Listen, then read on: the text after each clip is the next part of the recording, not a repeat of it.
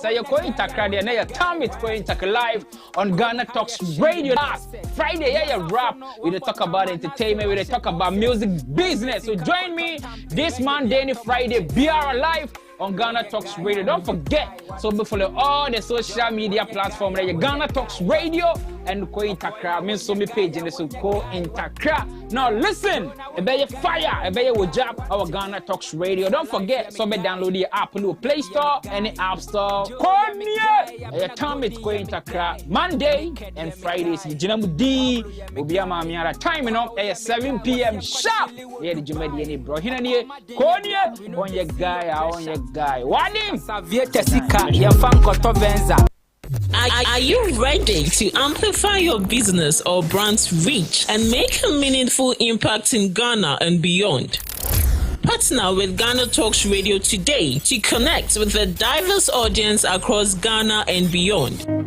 Elevate your brand through on-air promotions and social media. Boost your brand during prime time. With Ghana Talks Radio, you can extend your reach across digital platforms. Ghana Talks Radio is not just a station, it is a community hub where your brand becomes part of the conversation. Join us in fostering connections, celebrating culture, and making a lasting impression. For customized sponsorship packages and enquiries, email contact@GhanaTalksRadio.com or call +233 202 544614. Ghana Talks Radio, giving the youth a voice.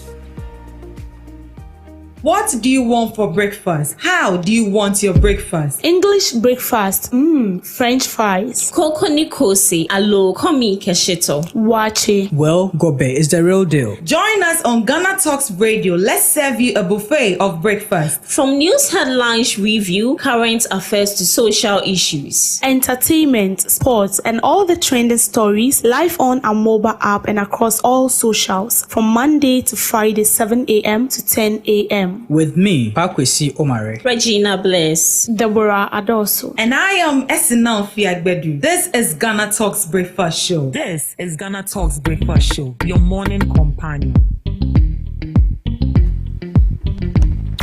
Ghana Talks Radio, #1. This is Ghana Talks Breakfast Show, your morning companion. This is Ghana Talks Breakfast Show, your morning companion.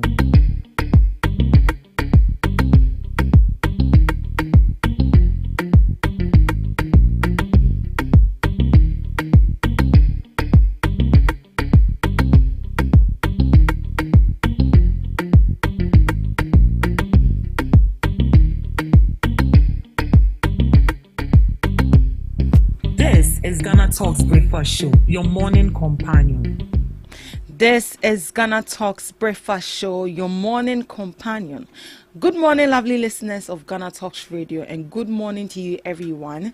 You're welcome to the Ghana Talks Breakfast Show right here on Ghana Talks Radio. It's a beautiful sunny Wednesday morning, and you're welcome to the show right here. This is the news headline review.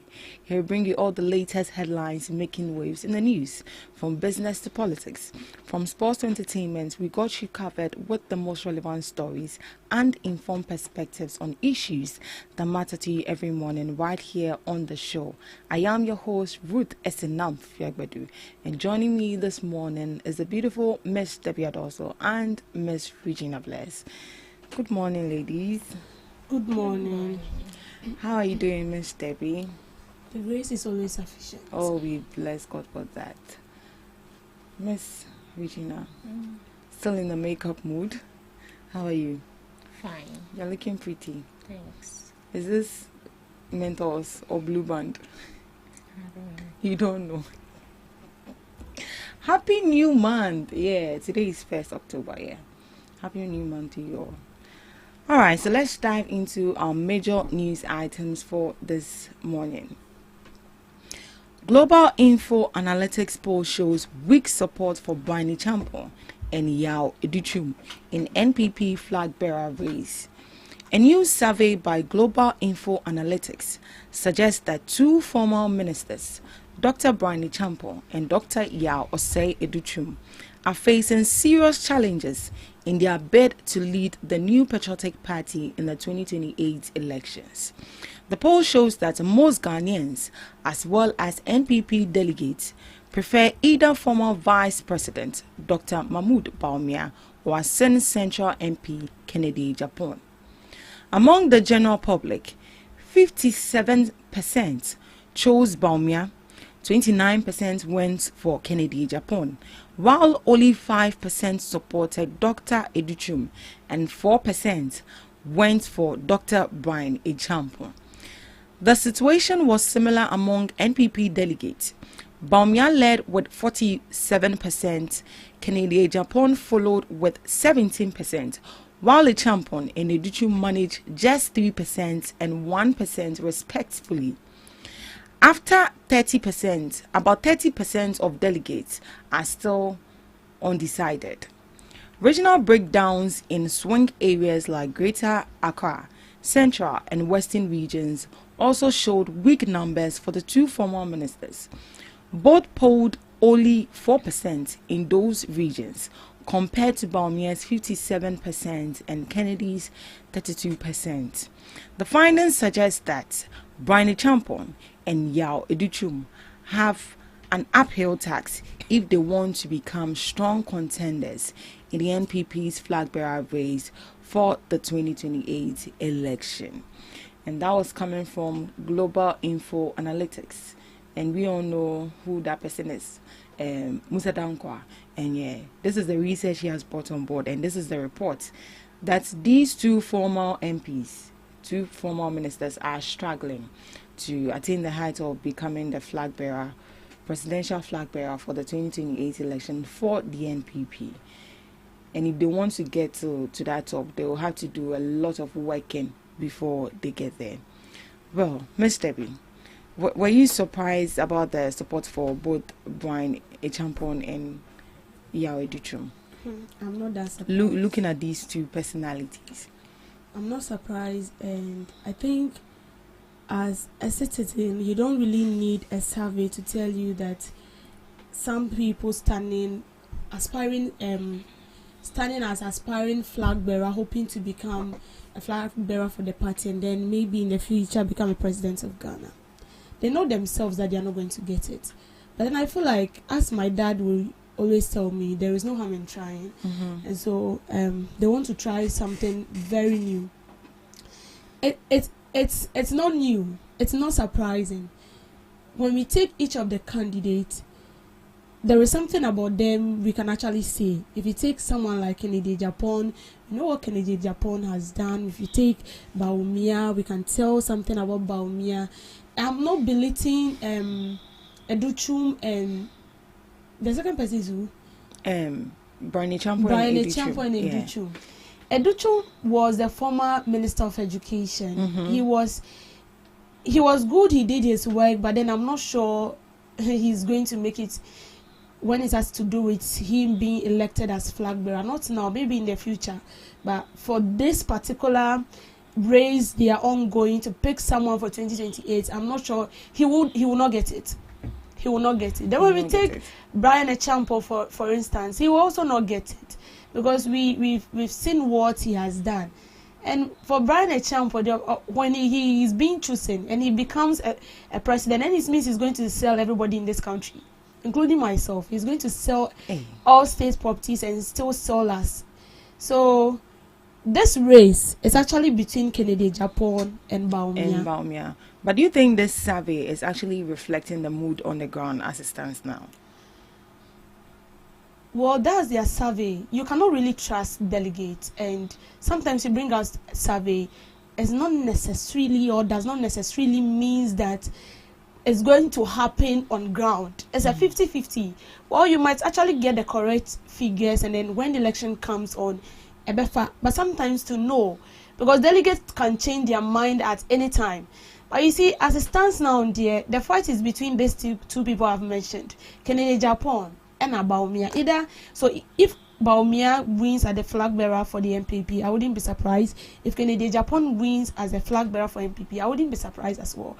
But if Educhum or Brian Echampo should win as the flag bearer, I'll be a bit surprised in a way, because the fight is not between this. And they know, it's not as if they are not aware. They know that they are not going to get it.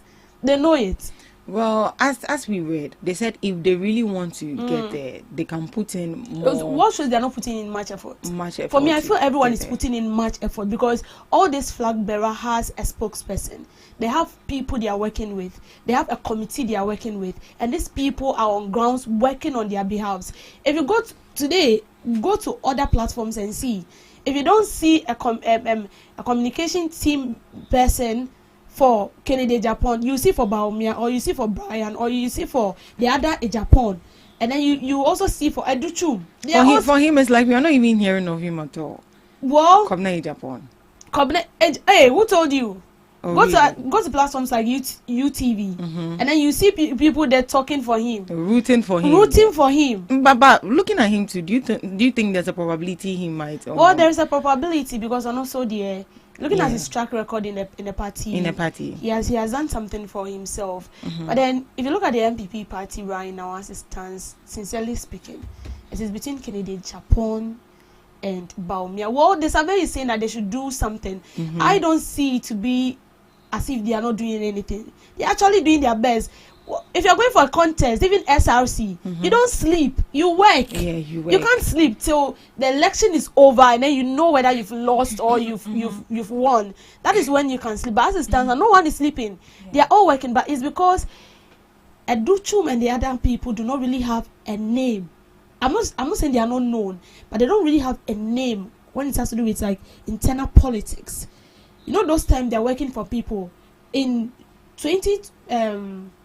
before they picked a flag bearer to stand as a president in 2024, Brian Echampo was equally campaigning for Baumia, and then he said it recently when he also came out that he wants to be a flag bearer. He said they even paid people on behalf of Baumia so they can vote for him. He said this, I'm in America. So it's like they were rooting for other people but not for themselves. So he's known, but he's not really known. Do you get it? When it has to do like politics, speaking for yourself, let people know that yes, this is what you can do when it comes to politics. Like when you give me the nod, I can actually do something. Brian Echampo, Educhum, it's a no-no. It's a no-no. They are working. I wouldn't say they are not. They are all right. Miss Regina, looking at these two personalities, these two former ministers, do you think they have the qualities to actually lead the NPP party? I would say if you are talking about having the qualities, everyone has the qualities, everyone is capable, but the question is, or we need to ask ourselves, would all of them have the opportunity to lead the New Patriotic Party? And we all know the answer. That is a no. Definitely we would have one contender who has stronger backing, who have stronger support from both the local people and also from the NPP themselves. So looking at these two people, when I first heard of their issue, I was like, oh wow, because even someone I know who is 60, 70, just graduated from the law school, so everything is capable. When you have the aim, when you have the targets, when you have the dreams and the vision, you need to make sure that you live it to the fullest. So they have the money and they are contesting for it. So I think the only thing we can do is to support them. But we know say and also I don't think this should even come from the global info analytics because we are already seeing it ourselves. The first day we saw the flyers, we've already concluded who the contest is between. We know the contest is between Kennedy and Dr. Baumia, and I think according to info, Dr. Baumia is leading and Kennedy is also behind. So the contest is between these two people. But as I said, we all have dreams and aspirations. So if you want to fulfill it, why not? You need to fulfill it to the fullest. Some miracle bet me to be one go from you know back on a baby. Good luck to them, but I thought that you have to advise yourself. They say when you give up, it doesn't mean that you're a weakling or you're a loser. You're a loser. Yeah. But let me ask you something, just in your own opinion, yeah. So within, like, looking at the political space and the NPP leaders, info has brought it that there could be a probability that we haven't voted yet. It's just a SAP. In as much as we have to trust data and research, but fear delegates, as Mr. B said. they brought it that Baumia is the one going to win with 57%. Yes. So just in case he comes up, what would you expect him to do differently as the NPP leader? And because we've seen him as a vice president, and I believe he has at least gotten some sort of experience. And right now he's coming on board as a president and a leader for the NPP. What would you wish he would do differently? All right. So I think during one of Afenyo's seminar, I don't know whether it was in your school or he said that the NDC were losing, and in fact, now Omwa reporter, they went back to the drawing board, sat down, checked themselves well, and came back stronger. Yeah, so that is what he's supposed to do. People were saying, oh, now Baumia dear, after this 2024 election, I was behind the scenes because see and they would peer banner and say, papa, and why a fair, why are corner? Maybe you bring new ideas on board which wouldn't seem like the old ones. But during this period, even though he's still contesting, he's still making certain utterances which doesn't sit well with me. When we went for the delegation, he made certain utterances. I was like, as you always say, you can make your points clear without criticism. You can make your points clear without making sure that you attack other people. Right. So as a leader, as an incoming leader, let's just hope he gets it, but definitely we know he'll get it. So as an incoming leader, I think you need to have the interests of the people at heart. First off, the people you are here to serve should be your first priority. We would lift you there, and we are the same people who can bring you down if you misbehave. And also, he should make sure that whatever ideas he brings, he needs to make sure that he puts effort in it and visualize it. It shouldn't be talks. It shouldn't be, and also it shouldn't be a 9-day wonder. And also, before they bring up an initiative, they need to make sure that this initiative, they don't have any idea of siphoning money, government money. Miss Debbie, what would you want the NPP leader to do differently, just in case they come into power?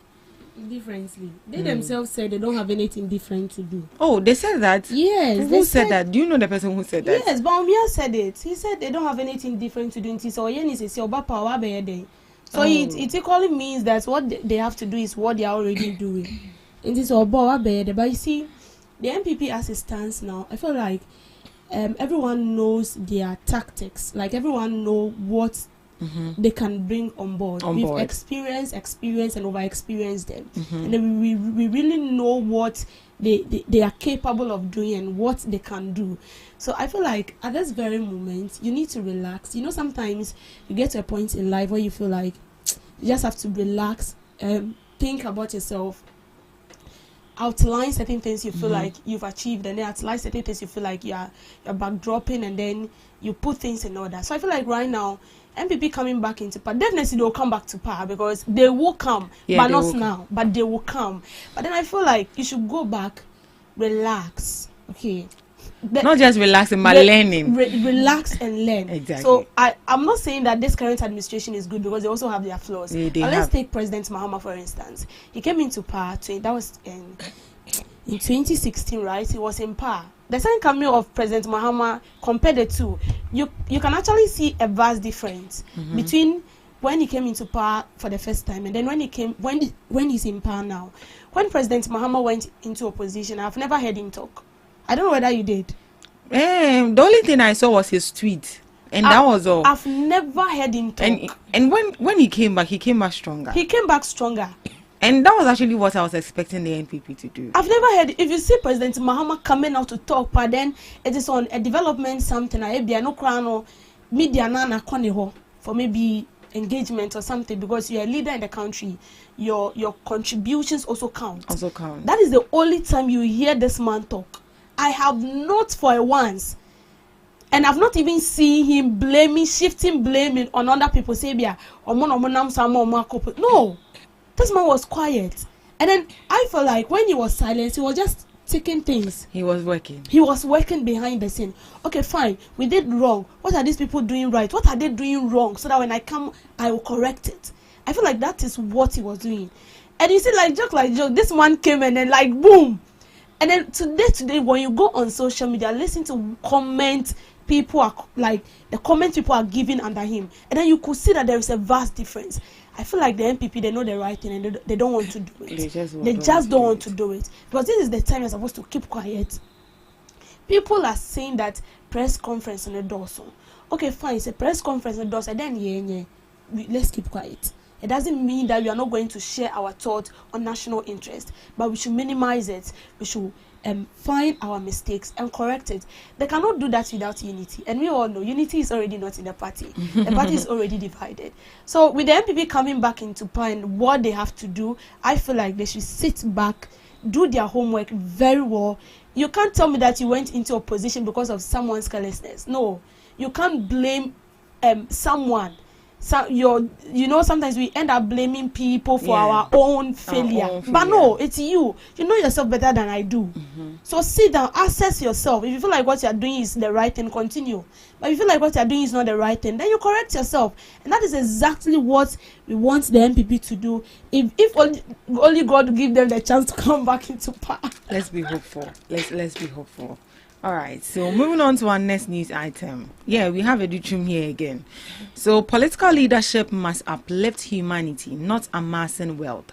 Dr. Educhum, presidential hopeful of the New Patriotic Party in the election 2028, Dr. Yao Osei Educhum says he believes good political leadership centered on uplifting humanity and not amassing wealth. He said, so any politician who doesn't share this belief has no business doing politics in Ghana. He stated in a statement issued by his campaign and copied to the Ghana News Agency in Sunyani. The statement noted that Dr. Educhum, a former Bosom MP in the Ashanti region and ex-minister of education, made the remarks during his Hope Tour in the Volta region, where he is courting NPP delegates ahead of the party's January 31st, 2026 presidential primary. It explained that the tour enabled Dr. Educhum to outline his vision for the NPP and the nation by extension, pledging to judiciously manage the nation's abundant resources, thereby building a better society for all if he was given the mandate to lead the NPP to regain political power. The statement indicated that true leadership is measured by how much it improved the socio-economic livelihood of the ordinary Ghanaian, and recollected a story where Dr. Educhum identified and supported a brilliant but needy student to become a medical practitioner. And he says that is my joy in politics, and so making impact in the socio-economic livelihoods of Ghanaians gives me fulfillment in politics and not political titles or position. And that was what Dr. Educhum said. Now let's highlight some of the things he said here. So Dr. Educhum is saying that true leadership is not about leaders enriching themselves, but about uplifting ordinary citizens and improving lives. By highlighting his personal story of helping the needy by brilliant students become a doctor, he's showing that he values service, compassion, and making real impacts over chasing political titles. Someone will say that, then why don't you continue with your philanthropic job and just leave the presidential race for the people who want the position? He's also asking NPP delegates to choose leaders based on proven records of service and compassion, not empty promises. While he's promising to manage Ghana's resources responsibly to build a society where everyone benefits, not just a few. So in short, what he's saying is he's trying to brand himself as a selfless leader who puts people first, contrasting himself against politicians who enter politics mainly to gain wealth or power. So that was coming from Dr. Educhum, who will hopefully become the NPP flag bearer for the 2028 election. I'm just saying though, prophecies come to pass. So do you agree with him that politics should be about, uplifting people and not just making money. Is that a thing we see right here in this country? No, we don't see it in Ghana. Oh. We don't see it at all. My bad. But that's how it's supposed to be. Politics shouldn't be about you. You know, we don't really understand politics in this country. But what I've read, the small knowledge I've gained, when you're being elected into power, you serve the people, not the people serving you. But in Ghana, after somebody is being elected, you rather serve the people. You the one who entrusted the power into the hands of the person, become a slave, and then the one who is supposed to serve you now become the boss. And so things that are meant for you becomes his.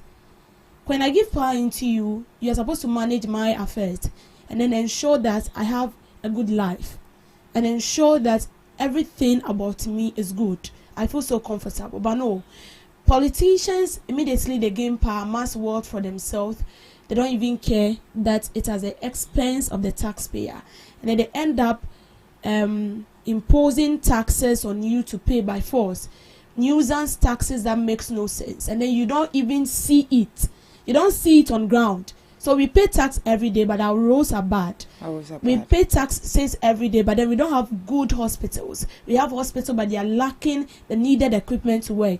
We pay taxes every day, but go to some schools, they are still struggling to have a basic staff that will aid in easy teaching and learning. Mm-hmm. So most of these politicians do not really think about us. But he's right. He's equally right. It's not supposed to be so. Because immediately you become a leader, the well-being of the people should be your interest. It should be something that you would think of most than yourself. You should think about the well-being of the people, the interest of the people, not you. But no. Politics now has become an avenue, a conducive avenue of embezzling state funds, and then at the end you are nowhere to be found. We cannot find you. You cannot even be questioned because you are not telling us when you make yourself available. But it's not supposed to be so. And then he's saying that he's trying to portray himself that he's selfless. You see, for me, as it stands now, no leader needs to be trusted in this country because we've seen more than what he's saying. We've seen people who have put their presidency on the line. We've seen people telling us that yet it's a council is accommodating. We saw people who told us that then time when Kenke was sold at 2 cedis was too expensive. And now Kenke is how much? 5 cedis. 7 cedis. 7 cedis. 10 cedis. We saw people who told us that then time cedi to $1, which is somewhere 1 cedi 50% to 2 cedis, was too much. And now cedi to $1 is how much? 12 cedis, if I'm not mistaken. Like we've seen things with our eyes. So we've seen people promising us heaven on earth. In fact, we saw ourselves in heaven, but when they came into power, they did something different at all. They did something different that was not even in alignment with what they said. So as a politician, as a leader, you're supposed to go by the people, what the people need, what the people want. And that is why after every 4 years we change. And I'm happy it's like that, so that you don't. It's not something that is till eternity. It's not till eternity. So, well, it's good by him saying we should give him the nod that he can manage the resources. Was he able to manage his position as a former Minister of Education? Well, according to some of his words, he said he did very well. He did very well. Yeah, that's what he said. I can't be the judge for that. I will leave the rest for the gods to answer. Question for the gods. Miss Regina, looking at our leaders, do you think they are serving the people of Ghana or they are serving themselves? Just a few. Just a few are serving Ghana. But they always say politics is a dirty game and all politicians are the same. I always say let's use Ghana Police Service for example. Omo mujina kwa ho atoda ebimo ajeje 11 cedi no yenimomo but say ye ka from nyina Ghana Police Service they are corrupt. That is the perception we all have, but we know that it's some corrupt officials who take this one city. They are the only ones who are corrupt, but not all.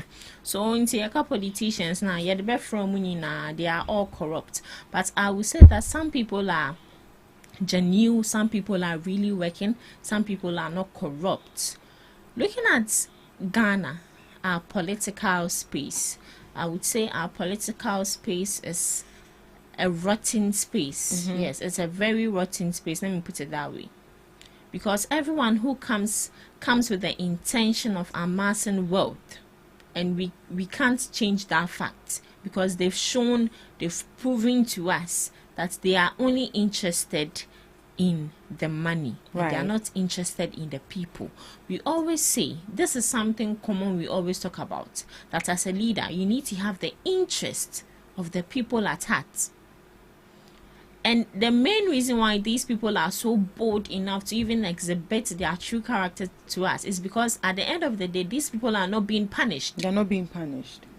Just 2 days ago, former President DR Congo, he has been sentenced to death. Is it by something? He has been sentenced to death. Former president of DR Congo. And just recently, within either this week or last week, former French president was also jailed. Wow. Ghana. Some Becca say, oh, a former president, oh, Munjano. When it comes to corruption, or when it comes to people atoning for their sins, it doesn't really matter the position he held.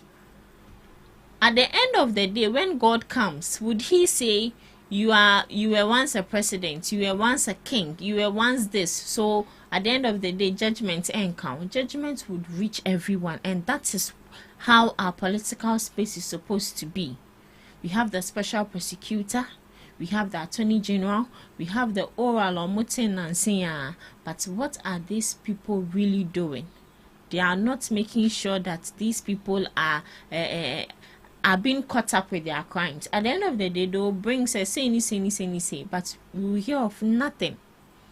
So with what Educhum is saying, it's good that it's coming from him, but he's also forgetting that he's also a politician himself. Right. And he was once in power. As Debbie said, oh, buy and then pa no to me be. I know dear, also why you Juma. Fine. We Juma there why ye be. But so the politicians, we can't change the fact that these politicians are interested in our money. The money we give them, they don't give us money, we give them money. Because we pay for little things. The taxes we are paying, these people, they don't even pay much of it. Because the allowances they take, no be here. So, I know they are politicians, they are corrupt. They are serving themselves rather than serving the people that voted them to be there. Right, so lastly for our story. Government increases prison feeding fee after 15 years. For the first time in 15 years, the government has increased the money used to feed prisoners. The daily allowance has moved from 1 cedi 80 pesos to 5 Ghana cedis. The Interior Minister, Mutaka Mohammed Mubarak, told Parliament's Public Accounts Committee that the new amount has been approved by the President and will appear in the 2026 budget. He said 10 million Ghana cedis will be released to cover feeding costs for the last part of this year. The old allowance of 1 cedi 80 Ghana cedis, 1 cedi 80 pesos, which had not been changed since 2010, was widely described as not enough to feed inmates 3 times a day. Members of the committee said this situation went against international standards like the UN Mandela rules, which demand proper food for prisoners. The Director General of the Prison Service, Mrs. Patience Bafoboni, explained that poor feeding has been affecting the health of inmates and sometimes leads to unrest in the prisons. She noted that prisons have been supporting feeding with food from their gardens, fish ponds and poultry, as well as donation from churches. She welcomed the increase but stressed that 5 Ghana cedis is still not enough to feed an adult properly in today's economy. So the service will push for another adjustment in the 2026 budget. So finally, in 15 years, they've increased the feeding allowance for these inmates. Formerly, it was 1 cedis 80 pesos, but now it is 5 Ghana cedis, which they say is still not enough. Do you think raising the prison feeding fee from 1 cedi 80 pesos to 5 cedis is enough in today's economy? Well, they say it's not enough, but you personally, if someone should give you five cedis. That is why I'm not going to send for someone to come and give me 5 cedis.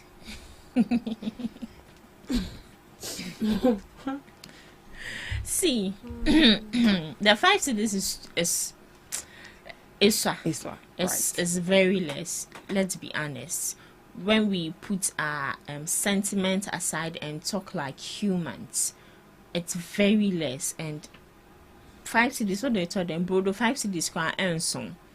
So I'm just imagining that 1 cedi 80 pesos what they were eating. So it means you eat once a day.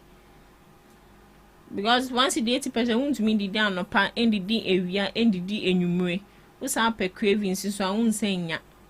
So they should tell you that we are in a country where we have the freedom to do whatever we want. But once that freedom is taken away from you, you should know that you are even more than a dead man. Because when your freedom is taken away from you, honestly, it really sucks. When we were kids, Mama said, and ko baby. See how that feeling was. I say, yes, sure, so we ninja. So just imagine those people in the prison service.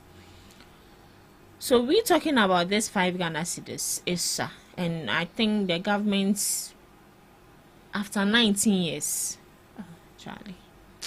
See, this is an advice to the youth out there. 15 years. Yeah. 15 years. This is an advice to the youth out there. We ain't shut down in here, Kasepi. They should tell you, especially to the TikTokers. We've been at 7 months. We've been at 7 months. See, I always in deep politics a chi. Ma yenju freedom influence him. The young guy that was jailed for 7 months, we might sit here and say, oh, 7 months is so. But 7 months not all corner. It would be like 70 years for him. Because the stress and what they'll put him through, and even the people around, what they'll put you through. It is more than that 7 months. And also to the youth out there, when you are here, you are living that free life. Respect and cherish the free life. They say you will not know what you have until you lose it. So as I'm here, aside, when I put God aside, I put my family aside. One thing I look up to is food. Because I know that food is sweet. The moment I do something bad and I'm taken away, I will not have that luxury again. Right. So I always, once I thought that I come and say, hey, me, I like food, so I don't want to die now. So please, to the youth, you have the freedom to talk. You have the freedom to do literally everything you want.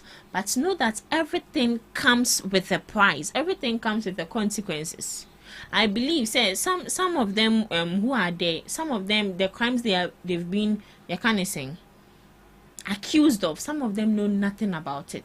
But those who intentionally committed crimes, I think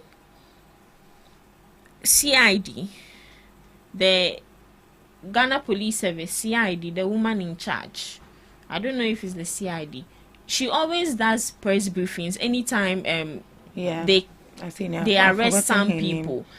They arrested some 9 notorious thieves. Tope. No. You go on. They arrested some 9 notorious thieves, and these people were young. I was just looking at them, I was like, so what at all? Those that robbed the bank. You can't work. So you have to go and now bank is where you rob the bank. And now when you say hi abrochiana, because abrochiana those things and they are cost. And don't pay to me the 1 year executive plan. But oh, sorry, 2 days, 3 days now I can rob a bank. So you should protect your freedom and protect your peace also, so that all these things wouldn't be happening. Miss Debbie, looking at these people, they've broken the law, but they are still increasing their feeding fee. Do you think it's enough? They are not even supposed to eat, but you see, They beg. they are not supposed to eat, but we cannot be that wicked. After all, we are not God. We also have our flaws, but Exactly. it's too much, and they have to eat. And I got to know that first they were fed, I think, 1 cedi 80 pesos a day. And recently, if you want to eat with the kind of system we find ourselves now, if you want to eat to your own full satisfaction, you should be holding like 100 cedis. So because watching alone can cost you like 50 to 80 cedis if you really want it in a very posh way. Okay, so I feel like the 5 cedis is not enough, but it's manageable. They will manage it. They will manage it like that. Because where you found yourself is not in the house where you can eat anything at all. You stand up today, you decide what you eat. No one gives you pressure. No one does anything to you. But you see, you are there because you chose that life for yourself. You did it, whether you did it intentionally or unintentionally. So long as we see you there, it means you've chosen that for yourself. And so whatever comes, you're supposed to take it in good faith and pray to God that was so bad. You know, sometimes people come back and they don't even learn anything. They learn no lesson, and then you go back again. It shows that there. So if they are giving you 5 cedis a meal a day, and then God being so good, you are out and you feel like you do it, like Obesa, you commit that same crime, then it's up to you. But then I feel like they are doing that just to make life so hard for them, and then when you come back, you think twice before taking certain decisions. The man who does crime check goes to prisons to talk to these people. Yes. Talked to one guy saying to appear about best so no people on Sakra. So there's someone like this. Also appear born enough no be. You know, some people, I don't really blame them because ebia e hono akodino enye ono a ebia ntwa to so bi it's depending ban na revenge sin team. Or ban na revenge sin team, and this time around when they are coming, they are going to plan it in such a way that you will not even know that he's the one. And mind you, the person might not even stay in that community. Ebia be feel okwa but he will still be working things out. And then he will make sure that he executes his plans. And that is why sometimes it's not safe when these people are being released into the same community where they committed certain crimes. All right. Thank you so much for your submission on the news headline review. Up next, we have Debbie's Girl.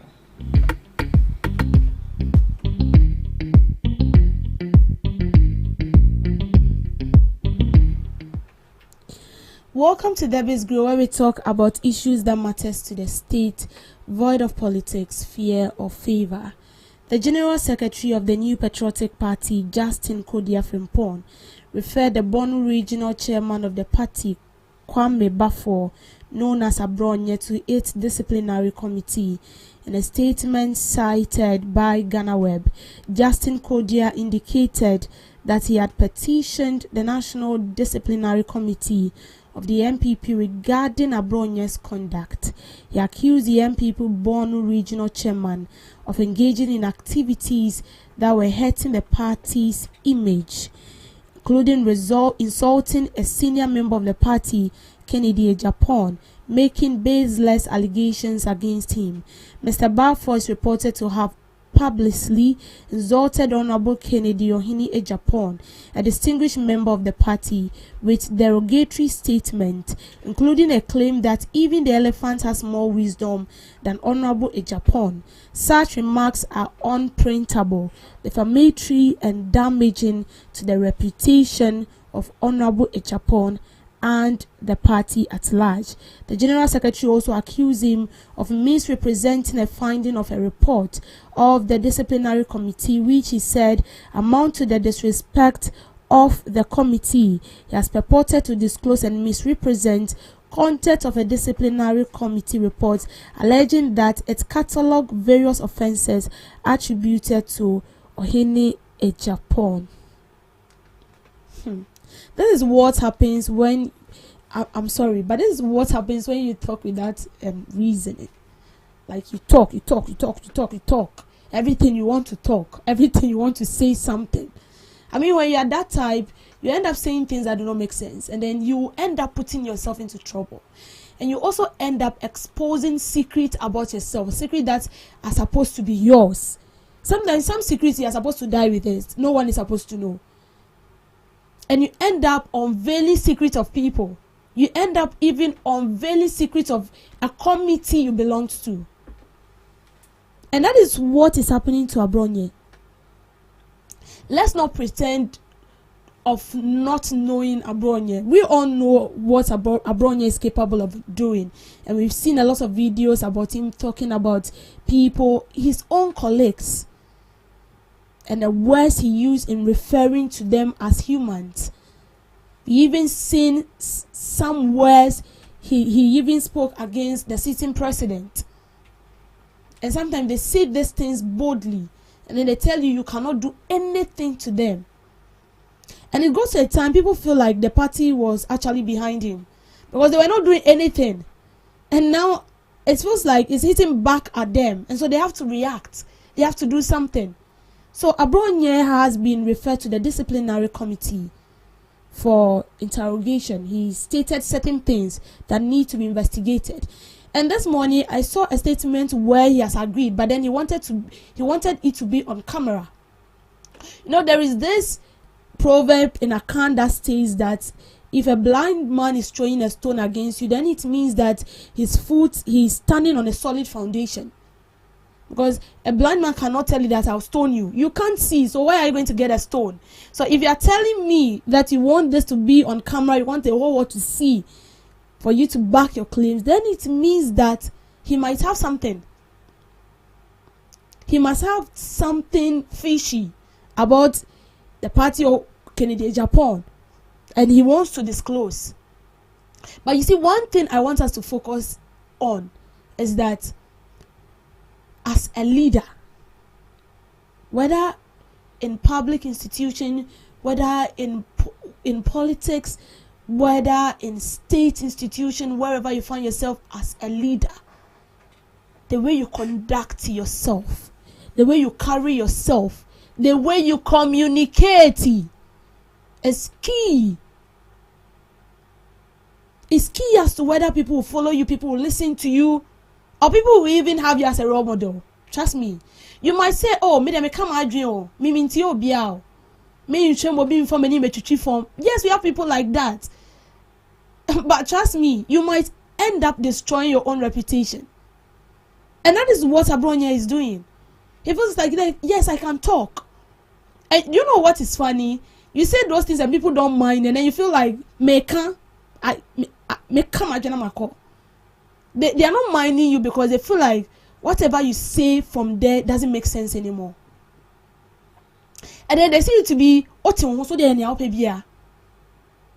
and that is why we have a lot of leaders crashing to the wall. And as the saying goes, when you crash, you come back. But mind you, coming back will be very difficult, because you've destroyed everything. You've destroyed everything.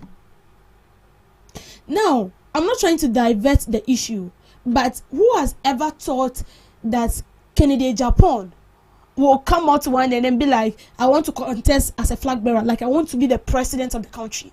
Whoever thought of that? Kennedy Japan was equally walking on the footsteps, or let me say the two of them were walking in the same lane. Kennedy Japan is someone who is also open-minded. He will tell you the truth as it is, and I like him for that, because he will tell you the truth. But you see, it was becoming unbecoming. And people have noticed all this. So when he came out and then he was like, oh, I have an interest. There is something about me. I can lead if I'm giving the nod. And then you see people kept referring him. Do you remember what he said? This is what he said. Did you say you want to be a leader? Oh, maybe you've forgotten. Then they started playing the videos. Attacks on people, threat to people, and government offices. They start playing the videos for him. You see, so you might have a quality that can actually send you far. But trust me, if you don't manage certain things like this, it's going to drain you and it's going to bring you down. it's going to bring you down. And now I feel like it's like the MPP party, they are waking up. Yeah, let me put it that way. They are waking up. Because Abronye, as it stands, is not on his own. He belongs to a party, and people knows him for that. Abronye belongs to the MPP party. He might make his claims, saying that he has the facts and everything, but then he belongs to the party. Whatever Abronye comes out to say, he's painting the picture of that party. So automatically, he's tarnishing the image of the party. That is it. If you do something, if I should go out right now, and then I go to contest in whatever it is, and then I really know I'm being applauded or something, the next thing they ask me, where do you work? And I say, oh, GhanaTalks Radio. One, I've uplifted the name of the station. I've uplifted my own image, and I've also uplifted the image of the company. So it's the same thing. If I should go out there and then pay the training and everything I've gotten here, and I couldn't portray it out there, the next thing they'll ask me, where did you say you were working again? You get it? And then it goes back. So that is the same thing here. If you're talking about the MPP as a party, it's not only about the logo we are seeing. It entails the people working in the party, the image you portray out there. That is what draws people. That is what gets people to you. If you don't portray a good image out there, no one is going to follow you as a leader. No one is going. The people following you are following you because of what you have. Trust me. It's not because you are intellect. It's because of what you have. That is all. So if you see someone following a leader who you perfectly know that this person cannot be a leader. We have a lot of leaders, but they are not leaders. You might have that kind of image or that kind of position on you as a leader, but you are not. Because you don't portray the signals of a leader. You don't. It's like you are living your own life. And some time ago, I heard people saying that, so this party, is it that they are not seeing this man? Is it that they are not seeing what he's doing? Say, why, yeah, so they are calling the party for so. That is it. That is it. Sometimes you feel like you are trying to tarnish the image of someone, but and as the saying goes, if you throw a ball against a wall, it bounces back to you. So at first, Abronye thought he was throwing a ball against people. Throwing a ball against opponents in the opposition or other people. Now the ball is bouncing back to the people in the party. Now they cannot stand it. It's funny, but it's not funny. And I like the fact that they are now sending him to the disciplinary committee. And I also like the fact that he wanted to be on camera so that everyone will get to know. This is why I'm making this claim. It shouldn't be in camera. And if somebody is telling you that, if you want to investigate me and I'm telling you that it shouldn't be in camera, it means I have a lot to say and I have evidence backing my claims. And so we need to be careful. That is one thing. Ghana, the leaders we have in this country, most of them don't know this. They don't know it. See, I've not met Kennedy Japan in person, but then I can say that he's regretting for some of the acts he has taken, for some words he has said, like he said, because the words are hitting back on him now. His own words are now hitting hard at him, because people will always refer you. As the saying goes, social media does not die. Even pictures I take when I was in JHS, sometimes when I open my Facebook, they send me those pics. They remind me. They will still remind you those pictures you've taken 3 years, 5 years ago. They would send you that pic. So if you're on social media as a leader and you don't take care, and then you feel like you can say anything you want, you don't know where you will be one day. You don't know the opportunity that will be open to you to lead a very big platform, and then there you are with your own mistake right in front of you. So as leaders, especially our politicians, the way you talk, the way you carry yourself is very necessary. Thank you for making time. Today in history with Miss Regina Bless. Today in history, 1961, Southern Cameroon became part of Cameroon. The British-administered Southern Cameroon became part of the Federal Republic of Cameroon on this day, 1961, following a plebiscite in which it voted to join the French-speaking Republic of Cameroon. The northern part of the British Cameroon joined Nigeria instead, and southern Cameroon became the West Cameroon Federated States. Nigeria gained independence from the UK Kingdom. This significant event marked the end of half a century of British rule and was a major moment of celebration for the newly free nation. The National Liberation Council in Ghana handed over power to a civilian government. Ushering in the country's Second Republic, the new civilian government was led by Prime Minister Dr. Kofi Abrefa-Busia of the Progress Party, which had won a large majority in elections held the previous August. Former Chief Justice Edward Ekufu-Addo was chosen as the ceremonial president. Ghana adopted a new constitution following a period of military rule, establishing a parliamentary republic with a ceremonial president and a prime minister, mirroring the system of the United Kingdom. This constitution was a product of the National Liberation Council's efforts to return the nation to civilian rule after the 1966 coup. Looking at some observances, today, International Day of Older Persons, celebrated to recognize the valuable contributions and wisdom of older people, raise awareness about the challenges of aging such as social isolation and discrimination, and to promote their well-being, dignity and inclusion in society. The day established by the UN in 1990 also aims to ensure that older persons are not left behind in global efforts toward universal health coverage and the achievement of human rights. National Hair Day, to recognize the importance of hair for personal style and identity, and to celebrate hairstyling, hair care products, and the professionals who work in the hair industry.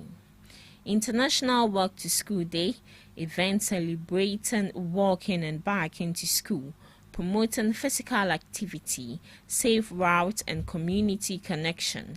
The event aims to raise awareness for the need for safe, walkable communities and encourage year-round active transportation for children.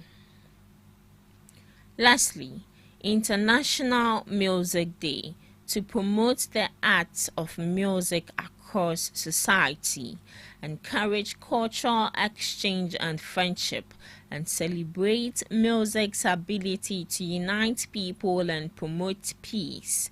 The observance highlights music's role as a universal language and a powerful cultural experience, bringing communities together through concerts, workshops, and various music-related activities. And that's all for today on Today in History and some observances live on GhanaTalks Breakfast Show. Thank you so much, Miss Regina Bless, for Today in History and some observances of the day. And thank you to our cherished audience for doing the listening. And thank you so much for joining us. We'll be coming up with the news shortly. Please stick and stay with us. When you guy, what it? John, when you guy, what it? A boy now when you alright, Busia go by the name Coin Takra. Call me, say you're Coin Takra, and your time it's Coin Takra live on GhanaTalks Radio now. Mondays and Fridays, may the time it's Coin Takra. Bravo, when you say Monday, let's day. Aya mamere abakwasem Africa, Ghana, our heritage. Yaka mamere ni amani yeteti abakwasem hon komone yedi. Aya hina ni yekoni now Friday ni ye bass on bass. Friday yeah rap. We dey talk about entertainment. We dey talk about music business. So join me this Monday and Friday. BR Live on Ghana Talks Radio. Don't forget, so before all the social media platforms, like Ghana Talks Radio and Ko Intakra, means so me page and so Ko Intakra. Now listen, a better fire, a better job, our Ghana Talks Radio. Don't forget, so be download the app in the Play Store and the App Store. Your time it's Ko Intakra Monday and Fridays. D will be a mammy time up at 7 p.m. sharp. Yeah, the Jumedi any bro. Here, Konya, on your guy, What him? Are you ready to amplify your business or brand's reach and make a meaningful impact in Ghana and beyond? Partner with Ghana Talks Radio today to connect with a diverse audience across Ghana and beyond. Elevate your brand through on-air promotions and social media. Boost your brand during prime time. With Ghana Talks Radio, you can extend your reach across digital platforms. Ghana Talks Radio is not just a station, it is a community hub where your brand becomes part of the conversation. Join us in fostering connections, celebrating culture, and making a lasting impression. For customized sponsorship packages and enquiries, email contact@GhanaTalksRadio.com or call +233 202 544614. Ghana Talks Radio, giving the youth a voice. We bring you local news, business news, international, sports, and entertainment news right here on GTR.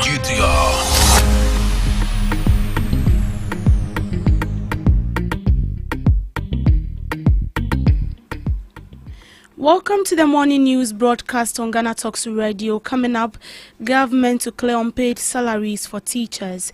Government urges accountability for past public officials over unpaid debt. Youth Employment Agency and ZACO join forces to tackle waste management. These and many more coming up your way shortly.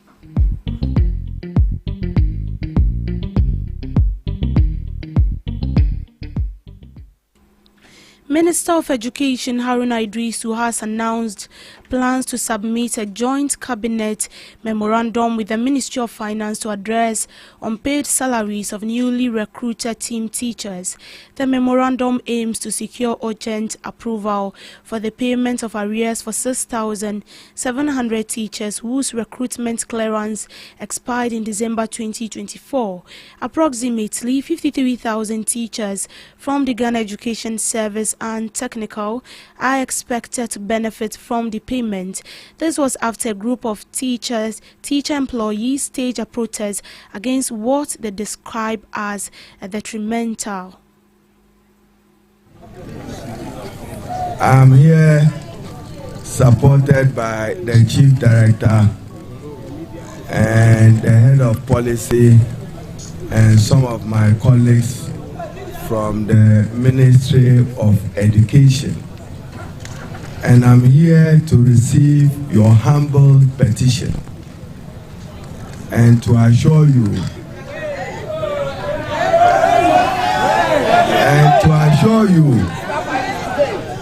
that I will walk the talk on the issue of the unfair labor treatment. Thank you. That has been meted to you. Thank you. It is not acceptable labor practice anywhere that you will work for 13 months without pay.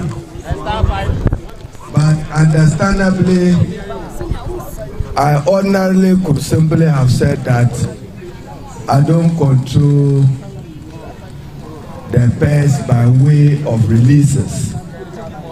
But be assured that I'm on top of the matter. I met with the Honorable Minister for Finance on Tuesday, the 23rd of this month, and we discussed your matter. And your matter is receiving priority consideration of government. We are heading to cabinet with a joint cabinet memo which will be signed and sponsored by me and the Honorable Atu Forson, to make a strong case to recruit, just as I stated. Our estimation is for both GES and TVET, we need 53,000 teachers more.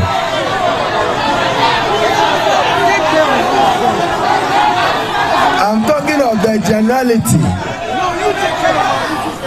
but the matter which requires urgent solution is 6,700, whose process started. Okay. Subsequent to Ministry of Finance issued clearance for your recruitment to the Ministry of Education. That process only lapsed in December 2024. Be assured that when we do get approval of the cabinet memo, you will receive deservedly, even for the period that you are so complaining about. You'll be compensated for it. Interior Minister Muntaka Mumbarak has emphasized the need for a review of laws to hold past officials accountable for debt incurred while in office. This call comes after he appeared before the Public Accounts Committee to address financial mismanagement within state institutions. Muntaka wants law amended to ensure past officials are held responsible for debt and financial irregularities. He also cautioned security officers that failure to comply with financial rules will result in immediate surges. Nasema yenyina yete wo media ni no yahwe hunu se ensem no senia ejina ekaye emma yenyina ya adwene ye se penimfo aye. Yes, Madam Chair, respectfully, I agree with you that governance is continuous. But I mean, you and I have been in this house for long. I think we may have to amend our laws to hold the specific persons who are there to come and answer. Why am I saying this? This is an infraction 2020-2024. Someone was sitting there and acted irresponsibly. Minister, sorry, you Chair, could have brought them. Let me finish. It's given, it's there. So you could have asked them to come. No, the person is no longer in office. Yes, but you could have asked them to come. Because if you had written to them and you shown us proof that you have written to them, yes. Unless we unless we are going to be arresting people and dragging them here. Because I can tell you that in this case, when some of them came, I asked that, can you call, I know the next one, for example, that has to do with somebody who went on scholarship or something. I know it will come. And we are asking that, can you get the CEO to answer? I mean, some of the tricky answer is, look, you inherited the place, both the assets and the liability, do the liability. Yeah. He came to office in February, and with 3 months, he was able to receive that money. Someone was there, he was given the management notice showing this infraction. He sat throughout that period. He never retrieved a dime. Yet, now 5 of the companies are what do you call it, have gone defunct. And the amount of money in their name, madam, it is better we tell the committee the truth. Those companies, that amount of money in their name cannot be retrieved because they are no longer in existence. Our effort is that even if they have changed their name or if they haven't changed business, we'll try and pursue them. But so long as those companies are defunct, those monies that are in their name cannot be retrieved. So I've told them yesterday, you better do the arithmetic, identify the 5 that are defunct, and be able to tell the auditors that this one, they are no longer in existence. So therefore, you better treat it as bad debt rather than give some false hope that I'll go and retrieve it, because you will not be able to retrieve that money because they are no longer in existence. So I think that that's clear. But when they do those reconciliation with the auditors, those that are still in operation, we can assure you that we'll do everything to retrieve the amount. But we'll not be able to tell how much it is because they have to do the reconciliation with the auditors. Thank you. Thank you very much. You heard from the Minister of Interior, Muntaka Mumbarak. The Youth Employment Agencies has joined forces with ZACO Limited to tackle waste and deforestation. The CEO of the National Youth Authority Employment Agency, Malik Basintali has stressed the need of the partnership between the agency and the ZACO Limited, describing the initiative as a multifaceted solution to Accra's growing waste challenges and issues of deforestation in Ghana's northern belt. He revealed plans to create 2,000 permanent jobs from coconut husks, utilizing waste while saving the environment. He also emphasized the need of equipping young Ghanaians with entrepreneurial skills and transforming them into job creators. Another region put a ban on the burning of charcoal. But you see, that's where my problem usually comes in. When you stop a particular activity that provides livelihood, you need to provide an alternative livelihood. Because if you don't do that, then you are compelling the people to maybe go into very illegal means of survival.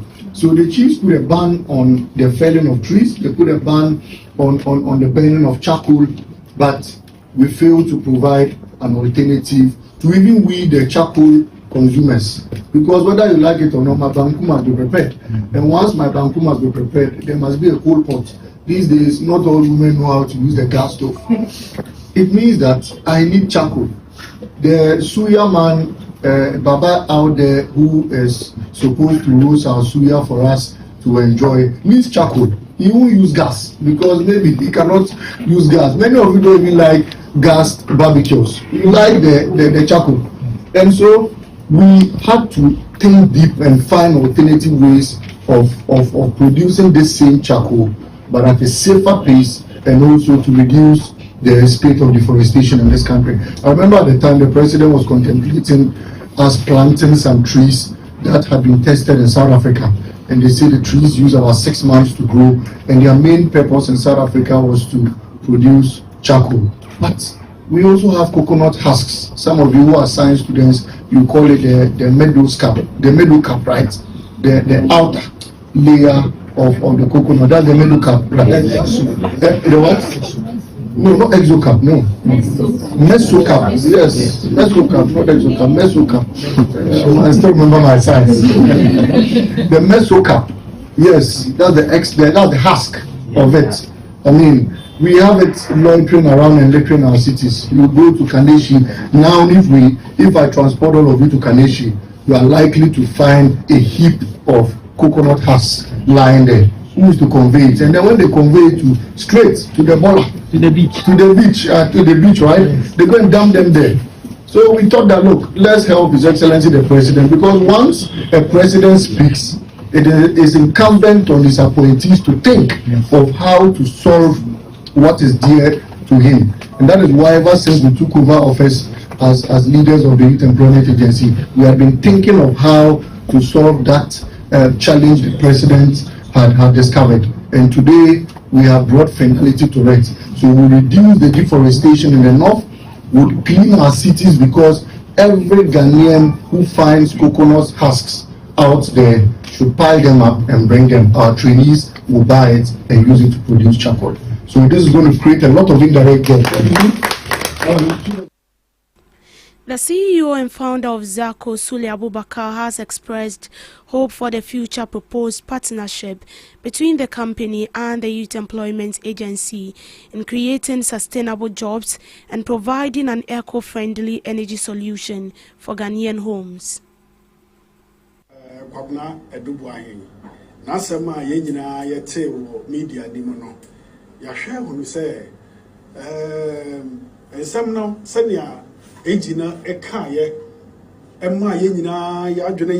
Important. So basically what we're going to do today is something that started about a decade ago, where a young man just came across these coconut waste on the streets and decided to make something useful out of them. It's taking us through a journey, but today we are at a point where we can clearly see a meeting of minds. We can see our vision coming to fruition. We can see that whatever we started a decade ago is not just something that belongs to a means home, but something that belongs to every home in the country. So we look forward to this memorable agreement signing, and then I'll be giving a short brief presentation on basically what ZACO has been up to and what we are going to do going forward. Thank you so much. Before a year involving some criminals now. The Ghana Tertiary Education Commission (GTEC) has reaffirmed its commitment to working collaboratively with all tertiary institutions to ensure they operate in line with established rules and regulations. This assurance was given at the 22nd Biennial Conference of the University Teachers Association of Ghana (UTAG), held on September 30th under the theme Rethinking Higher Education and Funding in the Age of AI, Ethics, Equity and Development Impact. Addressing the gathering on Tuesday, September 30th, the Director General of GTEC, Professor Ahmed Junapo Abdullahi, emphasized that the Commission's mandate is rooted in fairness, striking a balance between enforcing compliance and supporting quality delivery in higher education. Our modus operandi is being fair and making sure that the right things are done, advising institutions to work in accordance with the Act that establishes them, while also helping them perfect tertiary education delivery, he said. On the role of artificial intelligence, Professor Abdullahi noted both its opportunities and risk in higher education. We believe this can be mitigated when key stakeholders, especially UTAG, remain conscious of this risk and work towards responsible use, he added. The acting chief executive officer of the Ghana Shippers Authority, Professor Ransford Jampo, says while he maintains his call for state of emergency in the fight against illegal mining, President John Maham's current measures deserves collective support. In an interview, he described the government's ongoing interventions as appropriate, though not exhaustive. This initiative may not be enough. Galamsey is still going on. People, including myself, are still calling for radical interventions. I still stand by my call for a state of emergency. But there is also wisdom in what the president is saying, which is giving him time to implement these interventions. If they fail, he will resort to a state of emergency as a last option. So I think we must all be seen to be supporting the fight against Galamsey, he said. Professor Jampo also revealed that Legislative Instrument 2462, which permits mining in forest reserves, will be revoked when Parliament reconvenes. He welcomed the decision, describing it as evidence that President Mahama is responsive to public concern. I am happy that the President listens. In the lead up to the elections in 2024, he promised that the law that encourages people to enter the forest to mine will be repealed. When they came to power, they said they could take away the bad provisions, but we all said no. The repeal was a promise, so they should repeal it completely. After mounting pressure, today we are told that when Parliament resumes, the law will be repealed. That shows that the Parliament listens, he added. In business, the Ghana Chamber of Telecommunications and the Digital Chamber of Ghana, DCG, have announced the appointment of Sylvia Wusu Ankoma as their new Chief Executive Officer effective today, October 1st, 2025. With close to 2 decades of progressive leadership experience spanning Ghana's telecommunications, digital and FMCG sectors, Sylvia combines deep industry knowledge with a proven ability to build partnerships and deliver results, which she brings on board in her new roles. Her inspiring career spans high-impact positions at leading multinational organizations, including MTN Ghana, Tigo, Airtel Tigo, and Guinness Ghana. Throughout her telecom career, Sylvia has been at the forefront of transformational projects shaping Ghana's telecom and digital landscape. She played a pivotal role in securing regulatory approvals for Ghana's first landmark telecom merger, spearheaded high-stake public policy advocacy, and championed initiatives that expanded connectivity, enhanced regulatory compliance, and strengthened industry-government relations. At Airtel Tigo, Sylvia provided executive leadership during one of Ghana's most complex navigating regulatory landscape and post-merger government relations. At MTN Ghana, she was instrumental in securing the 3G licenses and submarine cable landing rights, both of which helped establish MTN as Ghana's market leader in data services. She also supported the acquisition of its EMI license from the Bank of Ghana and served as a former council member of the Ghana Chamber of Telecommunications. In addition to her executive roles, she has served as board of trustee members of the Ghana Investment Fund for Electronic Communications under the Ministry of Communication, where she contributed to strategies for digital inclusion and the expansion of connectivity to underdeserved communities. She also served as a former advisory board member of the Ghana Innovation Hub, supporting initiatives aimed at fostering innovation, entrepreneurship, and the growth of Ghana's digital economy. These included safeguarding their licenses to operate, driving local sources, and leading their business sustainability agenda in the country. Today's announcement follows the successful conclusion of Dr. Kenneth Ashigbi's tenure on June 2025 after nearly 8 years of service.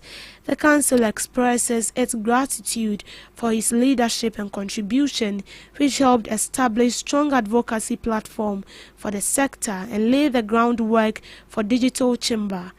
Her appointment underscores two chamber commitments to visionary leadership that serves industry, government, and Ghanaians as a whole. The Ghana Chamber of Telecommunications is the foremost industry association representing the interests of telecommunication operators and infrastructure companies in the country. The chamber is deeply dedicated to promoting and advancing the growth of telecommunications industry, ensuring the delivery of high-quality services to consumers, and supporting the country's socio-economic development. The chamber brings together the country's electronic money issuers and fintech partner including Airtel Tigo, G-Money, Mobile Money Limited, and Telecel Cash, ZPay among others, to foster innovation, enhance regulatory collaboration, and promote financial inclusion. The price of petroleum products is expected to increase marginally at the pump from today, October 1st, 2025. This follows the latest outlook report by the Chamber of Oil Marketing Companies, which guides the pricing decision of oil marketing. Petrol prices are projected to be increased by up to 2.47 per litre, bringing the pump price to about 14.52 per litre. Diesel may rise between 1.36% and 3.41%, potentially selling 15.70 per litre.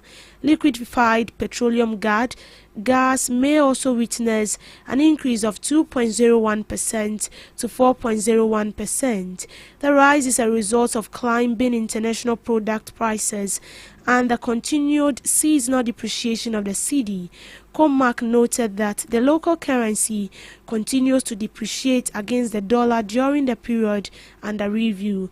It weakened from 12 cedis to 12.40 per dollar, a 2.74% drop, bringing total losses in the third quarter of 2025 to 15.09%, with no gains recorded.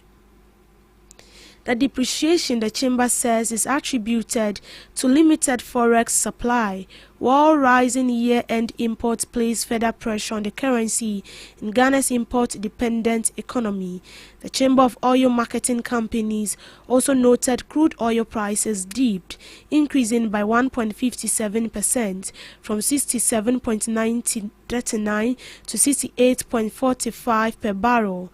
Some of the major oil marketing companies, including Goil, Shell, and even Market Star Oil, have all increased prices at the pump since September 23, 2025. Some of the oil marketing companies were forced to adjust prices due to the recent pressure on the Ghana cedi. One is not sure for now whether some of the major oil marketing firms will go ahead and increase prices at the pump again from this week. To sports, Ghana's Black Starlets have reached the final of the ongoing WAFU B Under-70 Cup of Nations following their semi-final win over Nigeria. The Black Stars scored twice in the opening half of the game at the Charles Kona Bani Stadium to ensure they advanced the expense of their Nigerian counterpart. Michael Awuli opened the scoring for Prosper Ogum's side after just 21 minutes played, finishing off a nice move from the Starlet. 10 minutes later, Robiho Yaugavi doubled the lead for the team with a brilliant strike from the 18-yard box to put Ghana in a comfortable situation. The Black Starlet goalkeeper Solomon Kwame came to the rescue of the team on a few occasions to deny Nigerians from coming back into the game. Ogum's side continued their dominance and authority in the game as they held on after recess to seal a 2-0 win and qualify for the final of the tournament. With their victory over Nigeria, the Black Starlet will now face Cote d'Ivoire in their final, which is scheduled for Friday, October 3rd. The two teams met in the group stage, with Ghana losing 0-3 to the host. Ghana's appearance in the final also means they seal a slot at the next edition of the Under-17 African Cup of Nations, returning to the continental tournament for the first time since 2017. Kylian Mbappe has moved up the UEFA Champions League all-time goal scorers chart after scoring a hat-trick of goals in Real Madrid's latest win in the 2025-2026 campaign of the tournament. The Frenchman steered in Real Madrid 5-0 hammering Kariat Almet away from home to move up to 6th place in the scorers chart with 60 goals. Madrid legend Cristiano Ronaldo leads the chart with 140 goals. Mbappe bumped Bayern Munich legend Thomas Müller to 7th place, has 57 goals in his career in the Champions League. Despite achieving this feat, Mbappe believes he should have scored more in the game, as he reflected in his post-game interview after picking up the Man of the Match award. A player like me, when I have 5 chances, I should score 5 goals. Today I scored 3, and that's good, but I have to score more. I will keep working to be more clinical in front of goal, Mbappe said. On his second goal, that was assisted by Real Madrid goalkeeper, Mbappe said, "I don't know if he meant to do it, but it's a great pass. He made 80% of the goal and I made 20%. Real Madrid take on Villarreal in the league on Saturday, October 4th at 7 p.m. In showbiz, music producer and Marvin Records chief Don Jazzy has revealed the steep investment required to launch a fresh artist into the limelight. In a recent appearance on the Echo podcast, the 41-year-old executive said it costs between 100,000 and 300,000 and estimated 150 million to 500 million to activate a new act under his label. Don Jazzy explained that the sum is only the entry point for an artist's first project. According to him, Marvin has built structures to improve an artist's chances of success, from marketing and PR teams to research unit and production staffs. Still, he emphasized that the artist's passion is key. The producer born Michael Collins Ajere also reflected on his journey since the more hit era. "If you want it more than the artist, it doesn't really work," he stressed. "Some people have the vision, but the great ones also do the research. If you say you want to be like Michael Jackson, you have to study why Michael Jackson became Michael Jackson."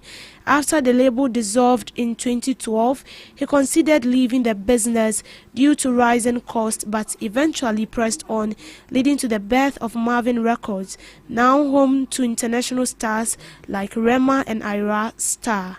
And that is all for now on the morning news broadcast. I will be back with subsequent news bulletin later in the afternoon. As well, don't forget to log on to all social media platforms, as well as log in on to www.GhanaTalksRadio.com for more news updates. I am Deborah Dawes, so thank you so much for making time with me. Good morning.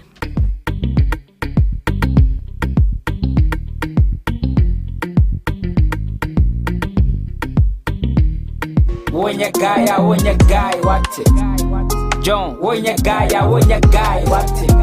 A boy now when you alright, Busia go by the name Coin Takra. Call me, say you're Coin Takra, the name time it's Coin Takra live on Ghana Talks Radio now. Mondays and Fridays, by the time it's Coin Takra, bravo. When you say Monday, let's day. Aya mamere abakwasem Africa, Ghana, our heritage. Eka mamere ni amani yeteti abakwasem Hong Kong ni yedi. Aya hina ni yekoni now Friday ni ye bass on bass. Friday yeah rap. We talk about entertainment. We talk about music business. So join me this Monday and Friday. Be our live on Ghana Talks Radio. Don't forget. So before all the social media platforms, like Ghana Talks Radio and Ko Intakra. Me so me page in the so Ko Intakra. Now listen, about your fire, about your job, our Ghana Talks Radio. Don't forget. So be download the app on the Play Store and the App Store. Call me. Your time it's Ko Intakra. Monday and Fridays. Jinamudi will be a mamiara time enough. 7 p.m. sharp. Yeah, the Jumadi any bro. Here Konya on your guy. Wadim Savieta Sika, Yafanko Venza. Are you ready to amplify your business or brand's reach and make a meaningful impact in Ghana and beyond? Partner with Ghana Talks Radio today to connect with a diverse audience across Ghana and beyond. Elevate your brand through on-air promotions and social media. Boost your brand during prime time. With Ghana Talks Radio, you can extend your reach across digital platforms. Ghana Talks Radio is not just a station, it is a community hub where your brand becomes part of the conversation. Join us in fostering connections, celebrating culture, and making a lasting impression. For customized sponsorship packages and enquiries, email contact@GhanaTalksRadio.com or call +233 202 544614. Ghana Talks Radio, giving the youth a voice. What do you want for breakfast? How do you want your breakfast? English breakfast, French fries. Koko Nikosi, alo komi kesheto. Wache. Well, Gobe is the real deal. Join us on Ghana Talks Radio. Let's serve you a buffet of breakfast. From news headlines review, current affairs to social issues. Entertainment, sports, and all the trending stories live on our mobile app and across all socials from Monday to Friday 7 a.m. to 10 a.m. With me, Pakwesi Omare, Regina Bless, Deborah Adoso, and I am Esinal Fiagbedu. This is Ghana Talks Breakfast Show. Ghana Talks Radio, #1. Ghana Talks Radio in the capital of Ghana. Good morning to you. Welcome to Ghana Talks Breakfast Show. My name is Pakwesi Omare, and you know how we do. This is the midweek edition, and it's a brand new month, the month of October, the 10th month. Hey, Charlie, see, I feel I feel you say both January rough, but I mean we thank God for keeping us alive, healthy, and wealthy throughout the year up to the 10th month of the year. It's a blessing. It's a blessing. We lost some people just last month. I lost my dad. He thought he would have made it to October, but so we thank God that He's keeping us alive and healthy. And we thank you also listening to us and watching us in your homes and wherever you are engaging us from, for making time with us throughout the year, over the weeks, over the months, over the days. It's been an honor, it's been a pleasure. We'll continue to come your way with the most interesting, educative, and intellectual morning show in the country. This morning I have in the studios with me the men with the rod. And a prophetic day on the show because a River Jordan be a dawa brabum. Hey, I have double dose of Moses here. Bako pine horizontal, bako pine vertical amount. To be abon sound be fe bia. Oh, emfa. But gentlemen, good morning. Good morning. Today I have Moses Saki and Moses Osei-Bonsu. Hey, I am Kwaladi Osei-Bonsu and Saki. Thank you, sir. But I hope everything has been fine and great, especially with Sorry, Moses was saying this is your first time in the studios here. We are happy and glad to have you in the studios. I'm also delighted to be here. Sure, sure. But how has it been? I mean, your party out of power in the last 8-9 months. You've experienced the new party, new governance, Abain Papa, the slogan that we are all singing. To be honest, it's been a lot. I mean, I've been going through a lot, and I also know that a lot of people are also going through a lot. Looking at the kind of issues happening right now, people burning police stations, and things. Charlie, they can do better, but I mean, we are trying. We are keeping our. We are working hard to make sure that everything becomes better. Okay. Yeah. All right. Mo. Yeah, my brother. And I'm in your office, Boko. Oh, yeah, we are doing. Everything is going well by the grace of God. Yeah, actually, may say, no problem. His doors are always open. And I think that today we are going to have a good news. You understand? Since we have 2 Moses here, just that my brother chose to be at the wrong side. You understand? When I saw the flyer, I was just happy. I was like, hey, I said Moses 2 square. Oh, me said that. I said no. Send demons na higher since my brother chose the other part, I think he can make positive impact there. If only they will list it. You understand? Because when you go to the biblical, Moses was a leader. You understand? Just that he has some small hunger issues. You understand? But we gentlemen, we don't have hunger issues. We just say our mind and make sure that we bring impact to Ghana and to our political parties. So I'm also happy meeting him today. Right. So yeah, we are getting right into the conversations this morning. We invite you to be part of the conversation on all our social media platforms at GhanaTalks Radio, on Facebook, on Instagram, on TikTok, and on X. Our WhatsApp lines are very active as well. 0202-544-614, 0202-544-614. Gentlemen, now before we get into today's topics, there's been an issue since the weekend up until now. It's a scandal from the NLE under the previous administration. Have you read anything about it? Have you acquainted your Oh, I flashed through. You flashed through. What did you see when you were flashing through? I mean,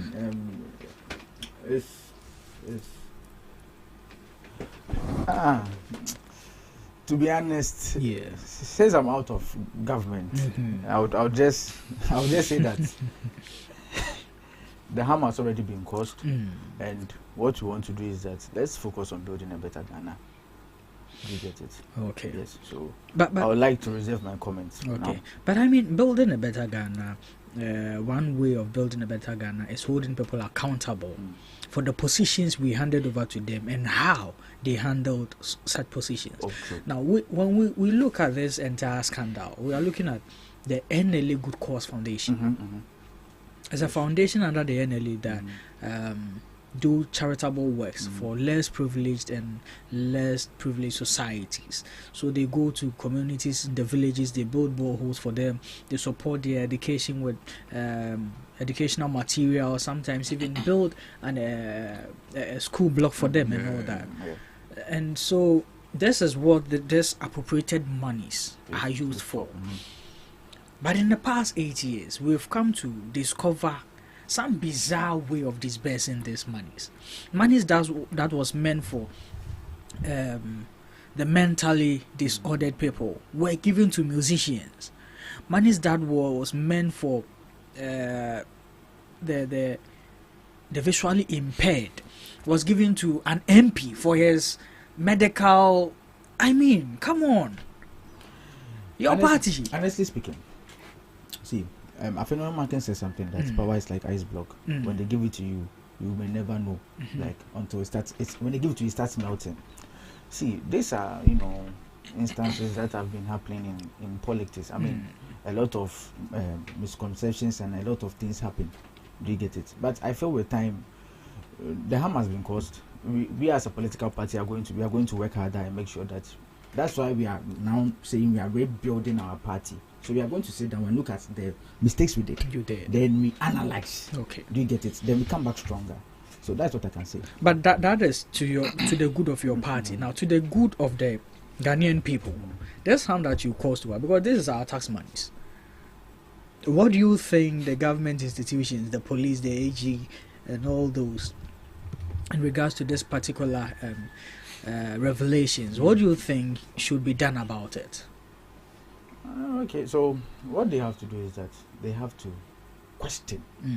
They have to question why. Because let me tell you something about human beings. We do something with the mindset as to why we are doing it. So I wouldn't just take money and give to my brother here without having any ulterior motive behind it or having an intention behind it. Do you get it? So I think what we have to do is that we have to question why, as to why they gave the monies to the said people. Do you get it? And we have to look at it from a logical conclusion, knowing that okay, this is why they did this is why they did that. So I think that this one also has to come out and speak to the fact that I did this because of this, I did that because of this. Then we all know our left from the right. You get it? Yeah. All right, that's fair. Well, yeah. Sorry for that, please. I really appreciate what he's saying. But you see, from the beginning, he was talking on behalf of his party. Yes, I respect that, because the people are coming from his party. When you look at it, you see, Sami Ewuku is the former Director General of the National Lottery Authority. Yeah. He's also an MP from Ekwapim North, right? There are so many instances that was talking about scam victim, misuse of funds, receipts of questionable payments.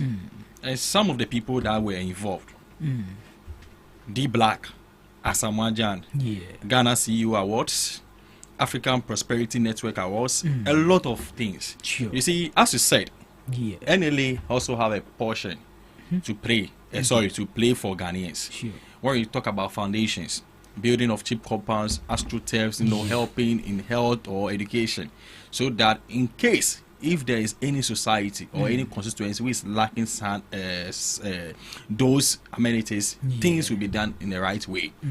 You understand me? So you see, as my brother said, it is so sad that we have learned people who are leaders, and this kind of scandal is just being like showing them the right the bad way that they should go.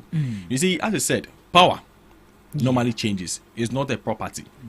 You understand me? You being in power for 8 years, you should ask yourself that what kind of impact should I play into the citizens' life? And this kind of huge monies, I see those people having, or these people that the money was just apportioned to them. They are big men also in this country. Sure. When you talk about D Black, when you talk about Gabriel Ochidako, when you talk about Samaja and what kind of money that these people don't have? As I said, I don't know the perception behind it. But you see, when we are doing something, as I want to say that when they were disbursing this kind of huge money to these personalities, where was their Attorney General then? Were they doing proper auditing? Or is it because they know and my party is in power, so I can do anything which is not good?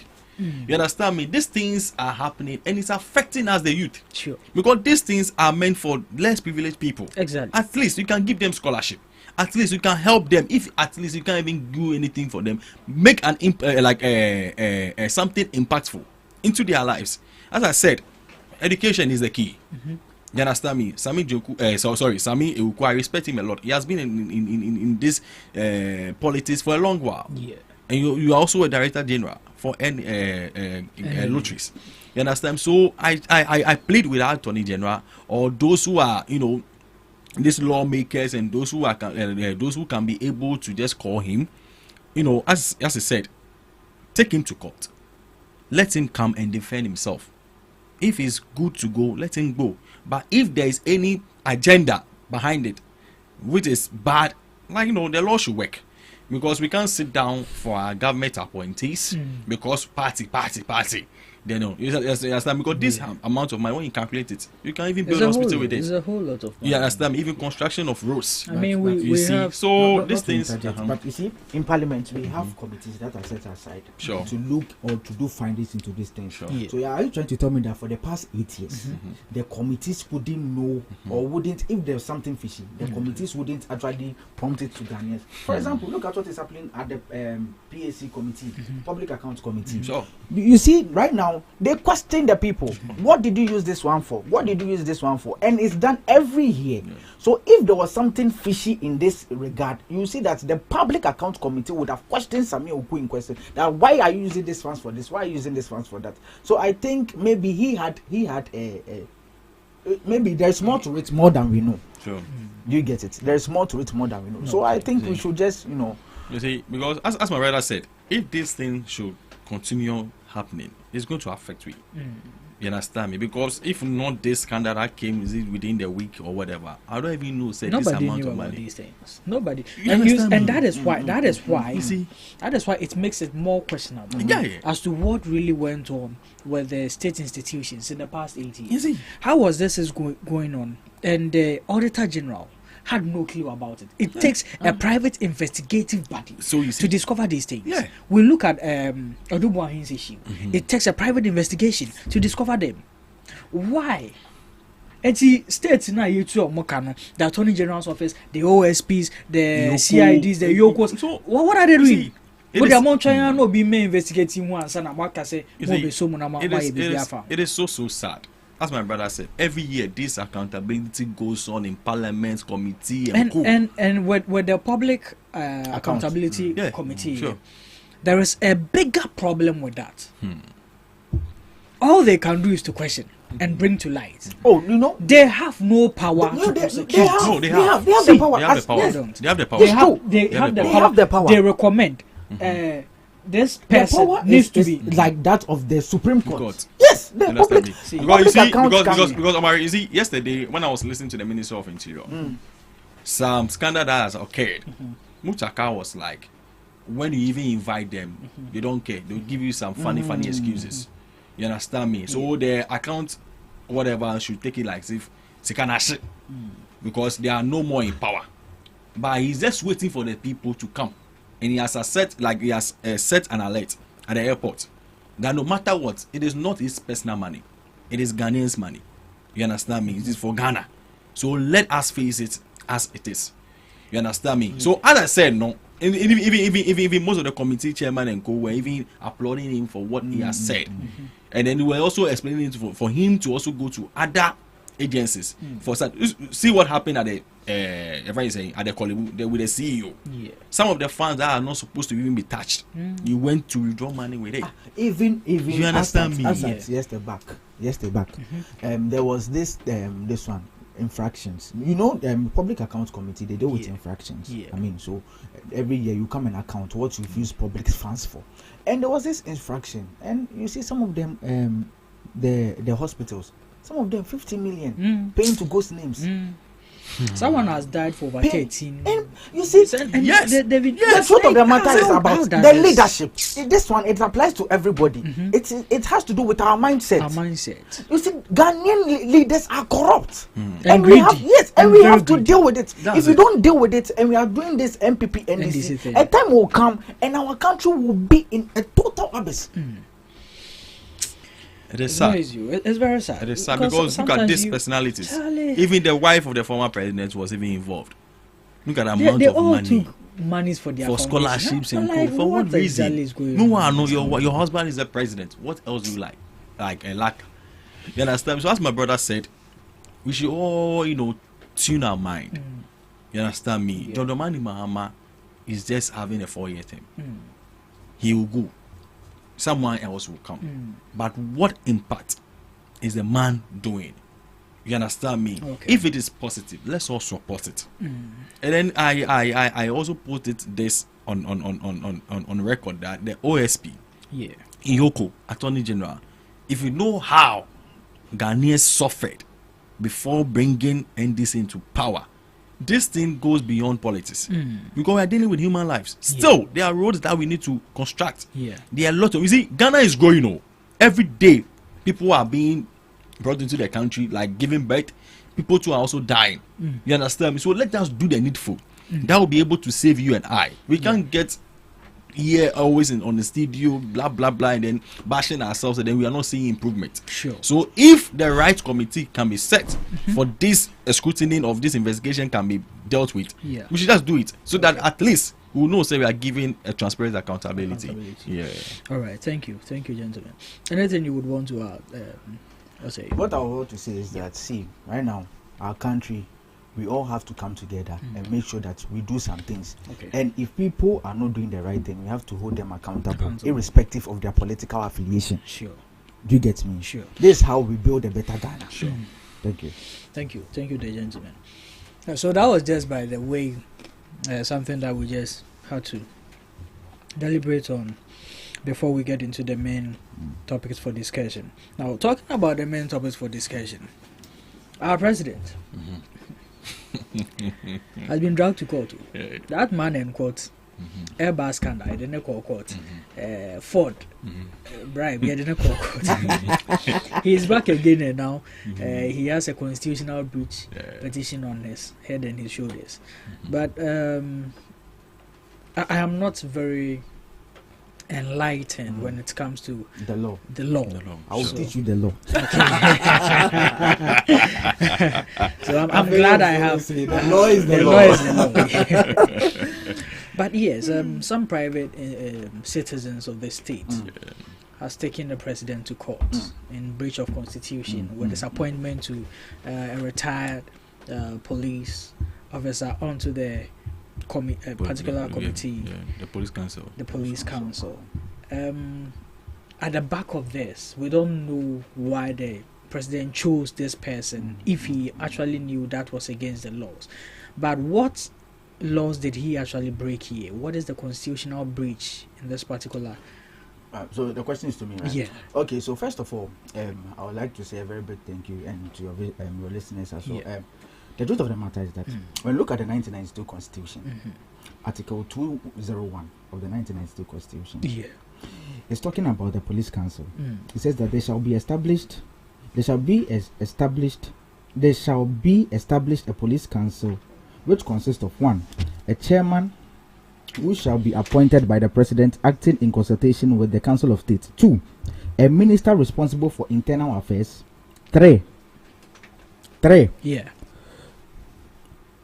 a minister B, a minister responsible for internal affairs. Okay. C, an inspector general of police. 4, it says that the attorney general or his representative. 5, a lawyer nominated by the Ghana Bar Association. 6, a representative of the Retired Senior Police Officers Association. This is where the problem is coming from.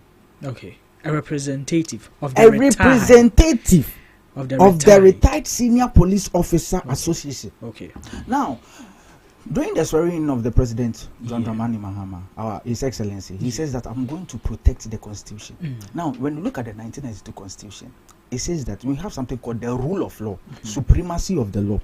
And when you are in government office, you should know that all government operations are being stipulated in the Constitution. Okay. So you don't go contrary to the Constitution. The Constitution is like this. So if it is A, it is A. If it is B, it is B.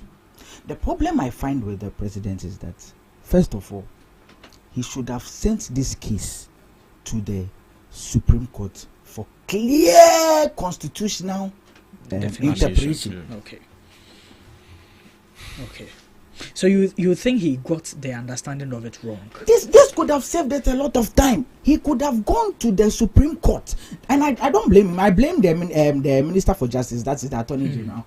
I blame him because he is supposed to go to the Supreme Court and go and look for interpretation. Because honestly speaking, the law, when you look at the law, if you do not understand some things in the law, we have a bench there. That's the Supreme Court. To go to them, it to you. They will give you constitutional interpretation, how and why. When you look at this case, a lot of things goes into it. I heard that a man has gone to sue the president because he thinks that the president chose the COP, which is supposed to, and there is another. What the problem is coming from? Another body being set. That is, even though it's different, but it's in relation to the body set. Is in relation to the retired. Thank you. Okay. And in the law, when you look at this case, you could see that everybody has meanings into it. Somebody will come and interpret it in a way that, okay, if you look at the law, it says that, you can, for example, let me give you a typical example. For example, maybe we are coming to GhanaTalks Radio. Do you get it? Yeah. We are talking about GhanaTalks Radio. But I did it maybe Ghana Radio Talks. When you go to the law, sometimes it's called misnomer. We all know that it's GhanaTalks Radio we are coming to, or we are talking about, but I changed the name.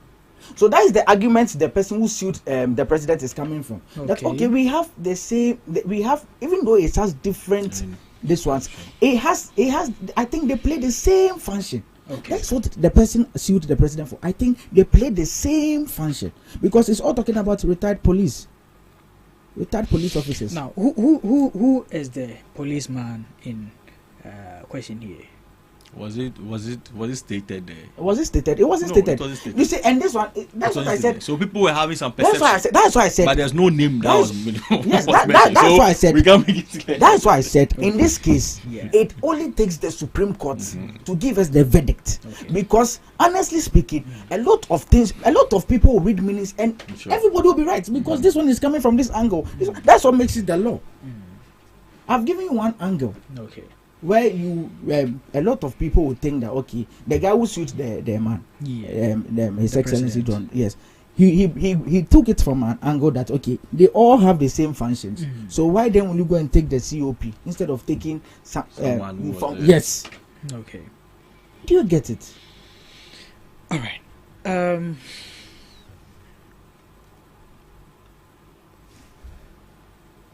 The Constitution says that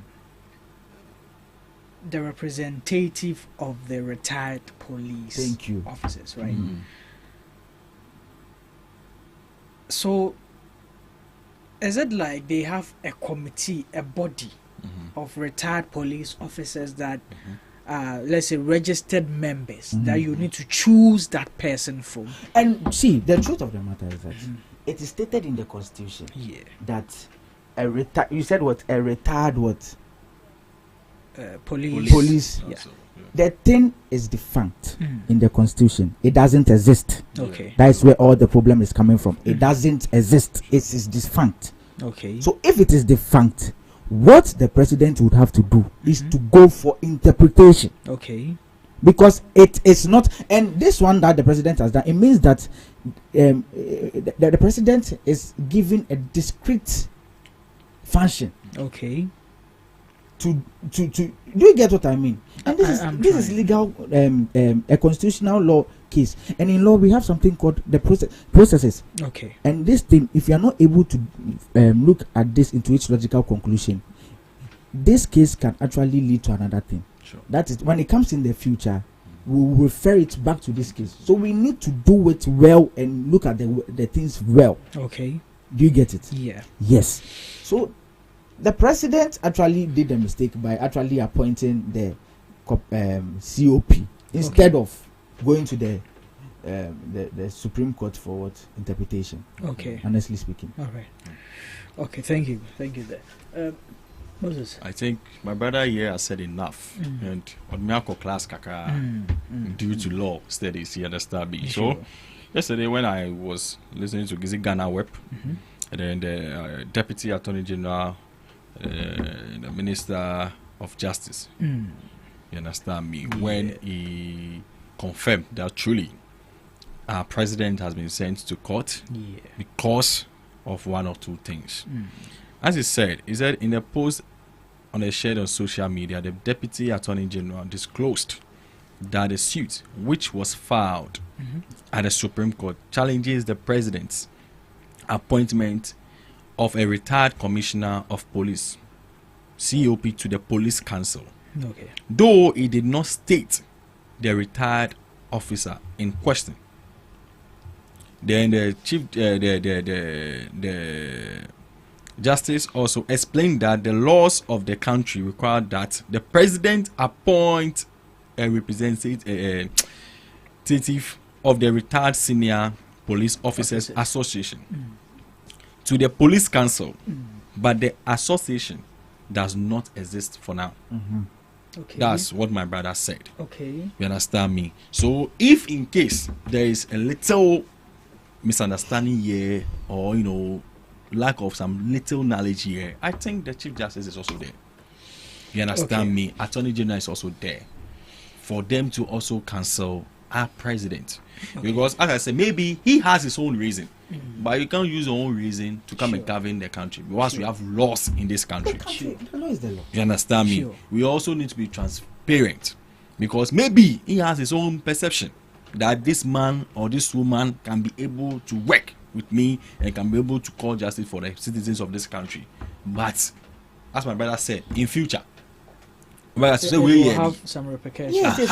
So me too, I can also do something. So that means, Do you know so that means, what's the essence of we having the 1992 constitution?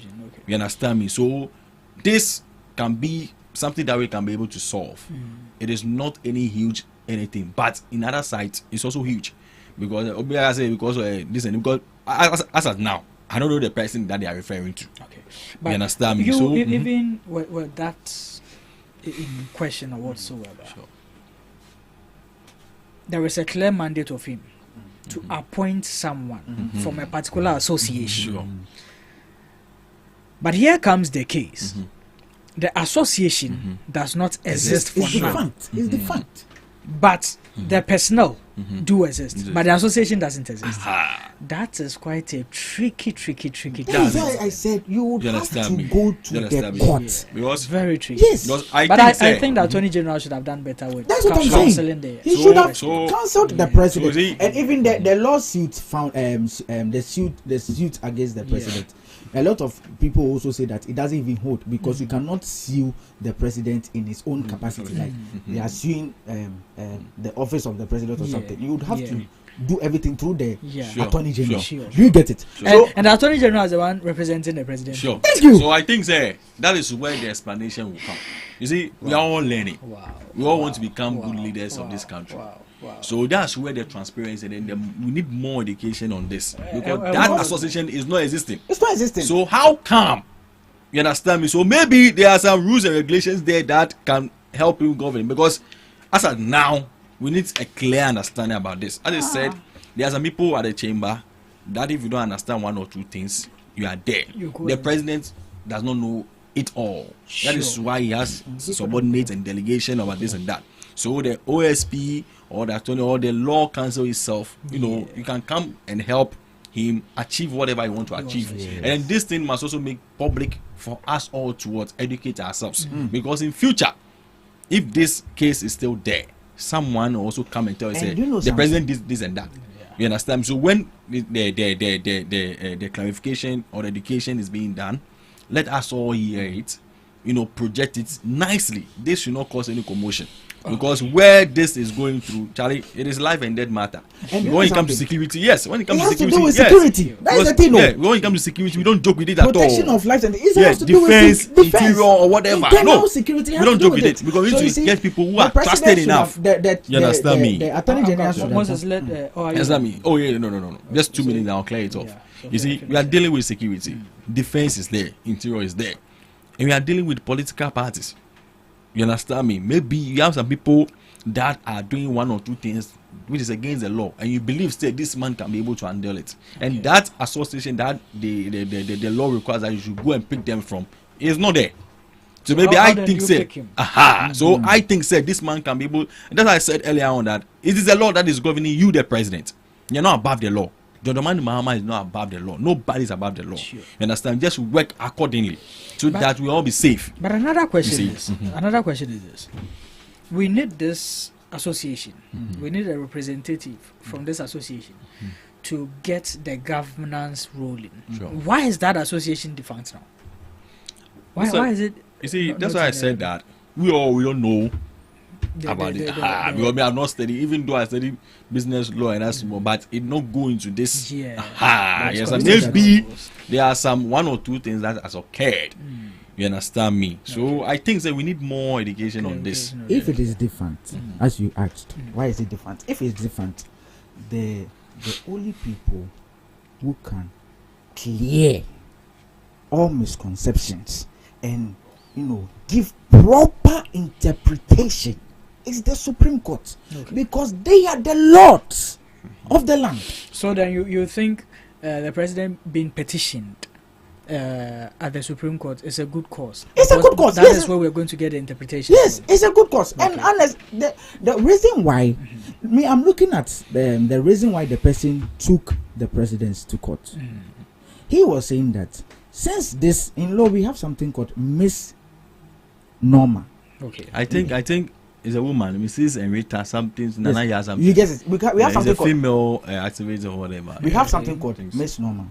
So looking at the way the things are, I gave you an example like the Ghana Talks radio. Yeah. Looking at the intentions, it's the intentions that we need to appoint. So since that this one is different, we have to take the intention of the president in the the intention. You see, the president gave another what's the name scenario. People the president should could have chosen from. Yes, that's the way. Okay. He's saying that since this one is different, you could have chosen from this because they are all retired police officers. Okay. Do you get it? Since they are all retired police officers, go and choose from them because I think they serve the same purpose of the what. But we cannot establish that fact if the Supreme Court has not interpreted it. Okay. So that's why I'm saying that it is very, very, very, very, very, very, very. I see it's very, very. It's a threat because honestly speaking, the Attorney General should have gone to the Supreme Court and asked for clear interpretation. That will even let us know that we are living in a democratic country where we uphold rules of law, the rule of law. Sorry. Thank you. Thank you, gentlemen. Thank you. I think this has really enlightened me myself a lot, but we'll see how it gets rolled out over the course of time, because I think there's a developing story, so we'll definitely get back to this someday. Today is 1st, right? Yeah, 1st of October, which is Wednesday, so Thursday 2nd, Friday is on the 3rd. The president has requested a meeting with CSOs to hold a dialogue with them, share ideas and possible frame ways on how to fight the Galamsey menace. And this has sparked a little bit of wonder in the minds of some citizens, because this is coming from a man who assured us of having all the tools, means and ways to curb this Galamsey menace. And now we've handed you the platform to do that, and you are now coming back to us again to tell you how to do it. Did you lie to us to get power, or you were just playing with our minds? Moses, your man, your party. Thank you very much. The way you campaigned, I'm not done. Don't tell me. Don't tell me. You guys can fire me. The way you people campaign, we will use AI, we will use drones, we will use and now you are seeking dialogue from the citizens that you told them you have a way to stop the menace, to come and meet you, to tell you how to fight the menace. This should tell you that we are listening government. No, this only tells me one thing. This only tells me one thing. That the president didn't know anything or how to go about this thing. He only lied to her to come to power. That's your perception. You understand me? And as I said, wherever you go, from the east, west, south, and north, Galamsey has been a topic. And this has been a national threat to all of us here. You understand me? Yes, John Dramani Mahama promised Ghanaians that he's going to work hard to end Galamsey. But as you said, that he came to lie or not. No, I can tell you with fact. John Dramani Mahama is not someone that will say and I'll come and push blame on Ghanaians. No.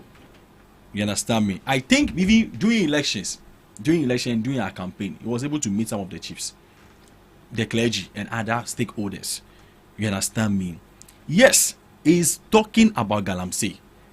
Some of the things that we've done, you understand me? We are still doing it. When we came into power, 9 reserves land, we'll be able to retrieve it. Blue water guards, we'll be able to bring that initiatives. You understand me? When the minister, I think, is it last week, was, some of the communities or some of the areas that Galamsey is really going on, has declared that place a security zone. You understand me? I don't want to go back to 8 years because this is life matter. You understand me? John Dramani Mahama has accepted it, that I'll be able to solve it. So if today is calling the clergy, he's calling the chiefs and other stakeholders who are also having this loud or the Imani and co, it is not a sin. It is not a sin at all. But have you listened to Imani's? Then I'm telling you, that man is doubting because he thinks that actions are not being taken. You understand? And I respect that. Okay. You understand? Oh yes, for that one day I respect that because everybody with his or her own motive and perception when it comes to Galamsey. Okay. You understand me? And then I want to tell you that right after Friday, I will come back again to tell you the another actions that the Dramani Mahama will take. Because you can't take Ghanaians for granted. Do you understand me? Galamsey issue, forget about MPP and DC.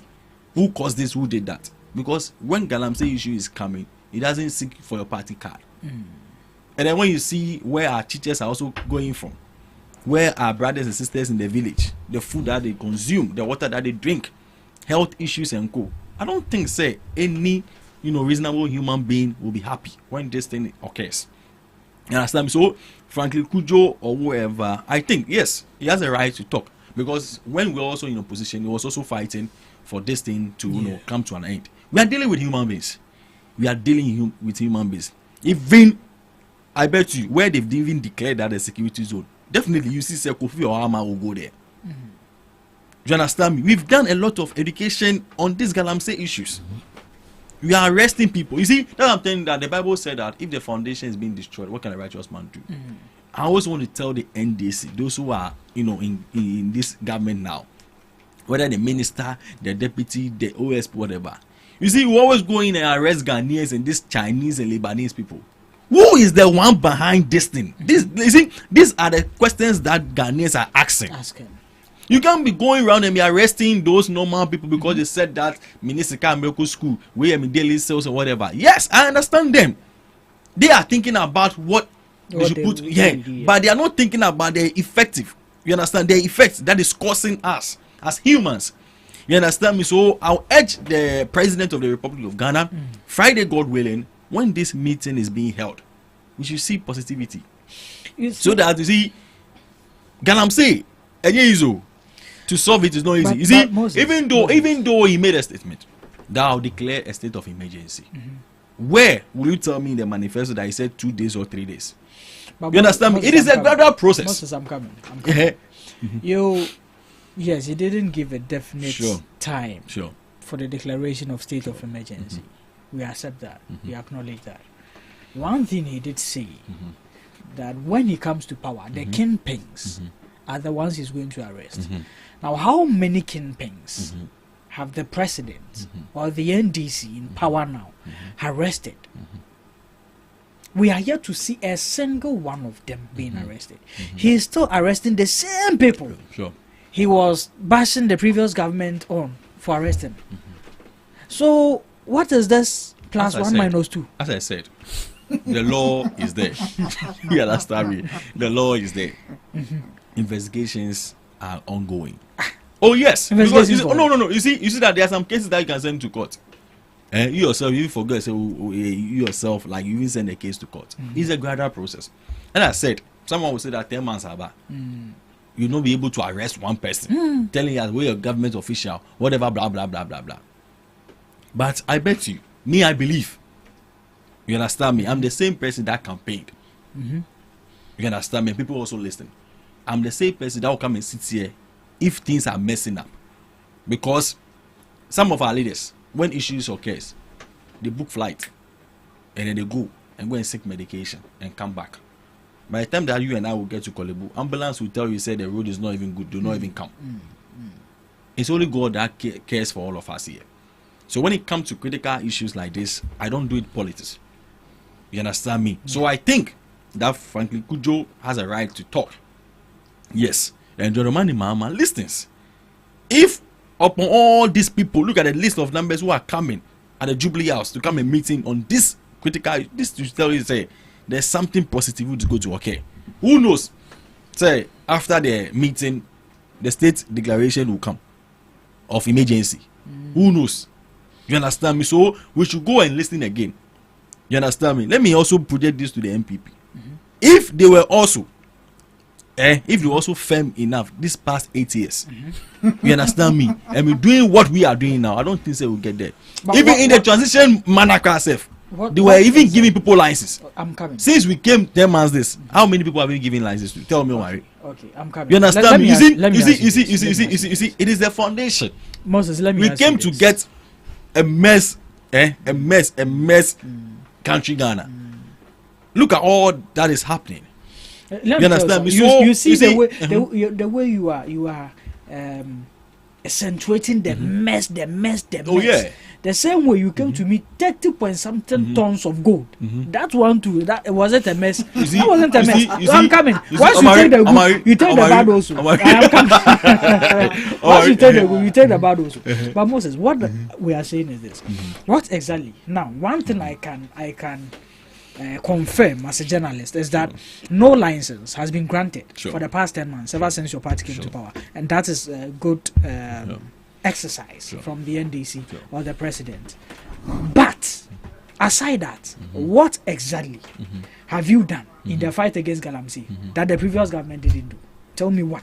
So I trying to tell me, say the number of licenses that we gave before we left in Ghana. I'm coming. I'm talking about now. I'm coming. I have acknowledged the fact that you haven't given me. I'm building the foundation. And I'm saying that where you are coming from, I've already eroded it. I have accepted that fact. More licenses. Did they declare some areas that has been affected by Galamsey? As a security zone. Yes. What? It is there. Wait. It is there. My brother. I'm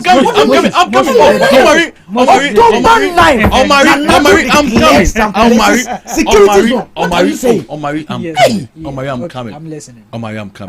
Let me just build a foundation. Okay. The way Moses has started striking it, I also striking right now. From there. You understand me? How many chamfans and co? You understand me? Did they even get? Even though they were burning some, we are still burning some. You understand me? That's what I'm telling you, say. How many people did this man sit down as stakeholders for us to seek information from? You understand me? Even in their era, people were threatening that they will go on strike because their children are dying, this and that. We never supported that. Because when you leave the hospital, we all go and die. When you leave the classroom, people will always cause mess in the education sector. You understand me? That I said that from the beginning, we came to meet this mess, country Ghana. You understand me? And we are trying to bring the research agenda. You and I know, say, we can't solve Galamsey within a day. You understand me? Their own this thing. You see, what I think, say we should do as a government, that the talking should be less. Today, Attorney General will bring this and that. Today, this and that. People want to see actions. Because I always say this to myself. Say, me na makoya at the Bonia. I'll go to remind right now. They look at the foundation. Who caused it? Who asked me to do this? What is keeping our government to do this and that? You understand me? They have good lawyers they've paid. No, it's not good lawyers they've paid. But you have a good lawyer that you've paid and you want us to keep on dying. You understand me? You see, we should stop this back and forth thing. This is not back and forth. You understand me? Oh no, you see, Omari, that's what I'm telling you. Say, we've accepted it. Have you? What are you trying to tell me? No. You see, NDC is someone who will not go and push blame on anybody. We are in power. We came to make this mess. Okay. We said we can do it. Show us the actions. You understand me? And we are showing you. Omari, I said, who knows? Say after this stakeholders meeting, another positivity will also occur. So we should all wait patiently. By the grace of God, you and I will be able to see Friday and beyond. So that we will listen to whatever they will say and suggest. So that if truly before December we need this state emergency, we can be able to do it. Because this is the change that people voted for. So that Ghanaians know that yes, we are listening government. But we will not go and continue to be pushing blame. That I said initially. That I'm not going to blame MBP and this and that. You understand me? Before I leave you on this particular message topic, so over the weekend we had the Minister for Lands and Resources declare our environmental reserves as security zones.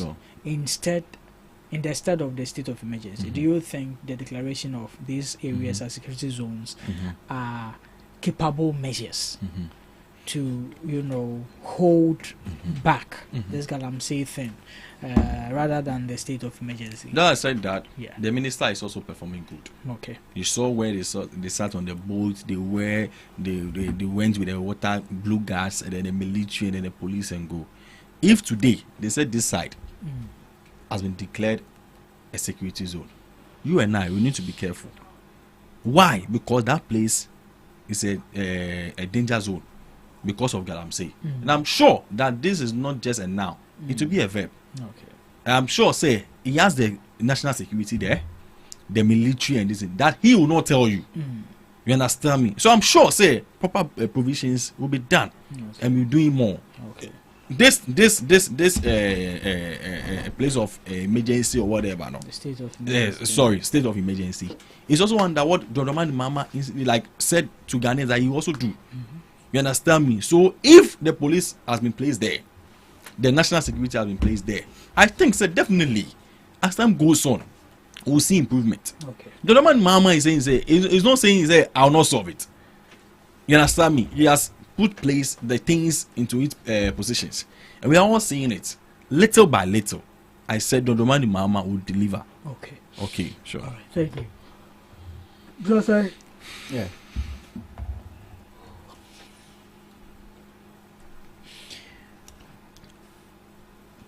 Let's go, Mr. Zig. What say? We can't throw sa. Oh, and easy for. Eh? We can't throw sa. To start with, this Galamsey issue, I feel saddened when I see Ghanaian politicians doing politics with it. It is high time we come together and make sure that we keep this canker. It's so devastating to see people. See how you say in Kofu crimes you feel abutreba. See how is gone. Of course, cantonment, airport hills, you see that people are bringing in importing water, Kekeland water, Fox water, where have we gotten to as a country? And when we are talking about this issue, you see people doing politics with it. Now, to talk of it, or say Ekufuado government didn't do anything to keep Galamsey. On October 9th, 2024, you can Google Ekufuado make issue or say, or the security zones, security personnel, military way, echo security zones, echo echo say they want to keep Galamsey. But do you also know that before the elections he withdrew them? Oh yeah, but no, you see, no, I want to let him understand the assertion. So yes, say Ekufuado didn't do anything to keep Galamsey. Okay. Secondly, Ekufuado said that he was going to put his presidency on the line. Let me tell you something about Galamsey. The reason why a lot of political parties don't want to fight this Galamsey issue, or they don't want to stop this Galamsey issue, is because they don't want to put their political this one on the line. Because those said issues, most of them, the community, that is their source of this one, their main source of income. Galamsey. So, you see, that is the perception people have. Ekufuado said it emphatically, boldly. saying it and doing it are he did it. The CSOs. Who is it? Wait, the CSOs. So why is it that Money Africa, the man said he wasn't going to go in again. He wasn't going to go to the this one. President Mahama said that they should come. He said he will go because Akufo-Addo has done it before. Akufo-Addo called the CSOs, made sure that they took radical decisions to keep Galamsey. Akufo-Addo took radical to the extent that even Google it, 580 people were arrested. He told people, I want to put my political this one on the line, and he did it.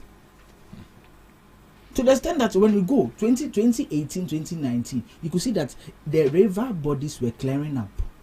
It is there. Yes, it is there. Unless we are living. When you were speaking, it was very quiet. It is there. No, you see, one thing about the NDC. Moses, unless you are talking about a different Ghana. I'm talking about this guy. I said it is there. Akufo-Addo placed, he put measures in place. He made sure that he placed security personnel. Moses, do you realize right now? Let me remind you that all this you are saying, I question Moses on it. I told him whatever he says they are doing. The previous government did it also. That's what I'm saying. But doing that wasn't putting your presidency on the line. In fact, you did it for a short while and you withdrew. That was where the problem was. And even transition time. Even when you were doing it, even when you said you were fighting Galamsey, you were actually now inculcating new laws, allies into the constitution to grant people. The allies, what was the details of the allies? The allies was to make sure that we give people the necessary documents to do mining. Where? So what was the purpose of the allies? No, I'm coming. No, what was to mine where? To mine where? That ally, it has a specific mandate to. So what's the mandate? I want to know what's the mandate of the allies. It is for them to have the permission to mine in our water and forest reserves. It is the permission. It is giving them permission to mine. Where? Legally. Where? Legally. Where?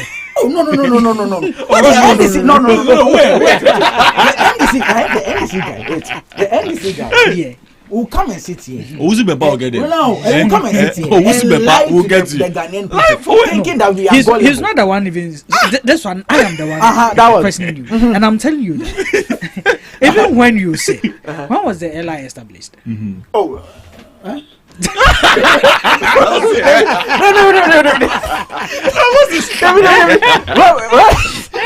You know I'm laughing. No. Who's the member? Will get together? NDC for the wall. NDC for all. I'm on card crane. What are you into? What are you can crane change? Maybe so. Me can crane show. I'm say issues. Me say LI. Time better. Galam say issues. Yeah. I yes very disheartening. Akufo-Addo, sure, I'm making sure say Galam say issues. Yeah, what power. When we were in power, the NDC kept on doing what's the name? Press conference. And declare state of emergency. Declare state of emergency. Declare state of emergency. You've come to government now. You are supposed to be declaring state of emergency as you were pushing us in opposition. When you were in opposition, you were telling us constantly on our neck, declare state of emergency. Now that you are in power, declare the state of emergency. You don't want to declare it. This Galamsey issue is a serious one. It will get to a point in time. It has even gotten to the point where people are importing water. It will get to a point in time we will not be able to bath, we will not be able to cook. And let me tell you something, that a lot of people living in the rural areas, that is their source of livelihood. They use it to bath. They use the same water to cook. They do everything with that same water. And when we are talking about Galamsey, we want to do politics about it. It's not, say Ghana, for that thing we've been doing, it is going to damage a lot of things in our country. It is high time we come together and fight this canker. We were here when your minister for what's the name, Eric Opoku came and told us that your people are involved in the Galamsey, giving a warning that the NDC people should be very careful because they are now, instead of fighting the things, we are now supporting the Galamsey. Your minister just said it a few days ago. You have the thing here. Am I lying? It is there. Minister came and said it. Right now, the Galamsey now I rise at its peak. No? Right now, looking at things at its logical conclusions, right now, if they want to do illegal mining, it is those whose parties in power are the ones who do it. So, for example, we are all doing illegal mining. I am MPP, you are NDC. I will give you my equipment to do it so that, because when they come and they find out that you are NDC person, don't even do anything to you. Oh. Yes, so that is what is happening. Oh, I see. But Mubaha no make a different story. Ama Ghana for who say bia omo ye bibi. You will have time my Lucy ye 8 gallant men. May they also rest in peace. The 8 people co-host.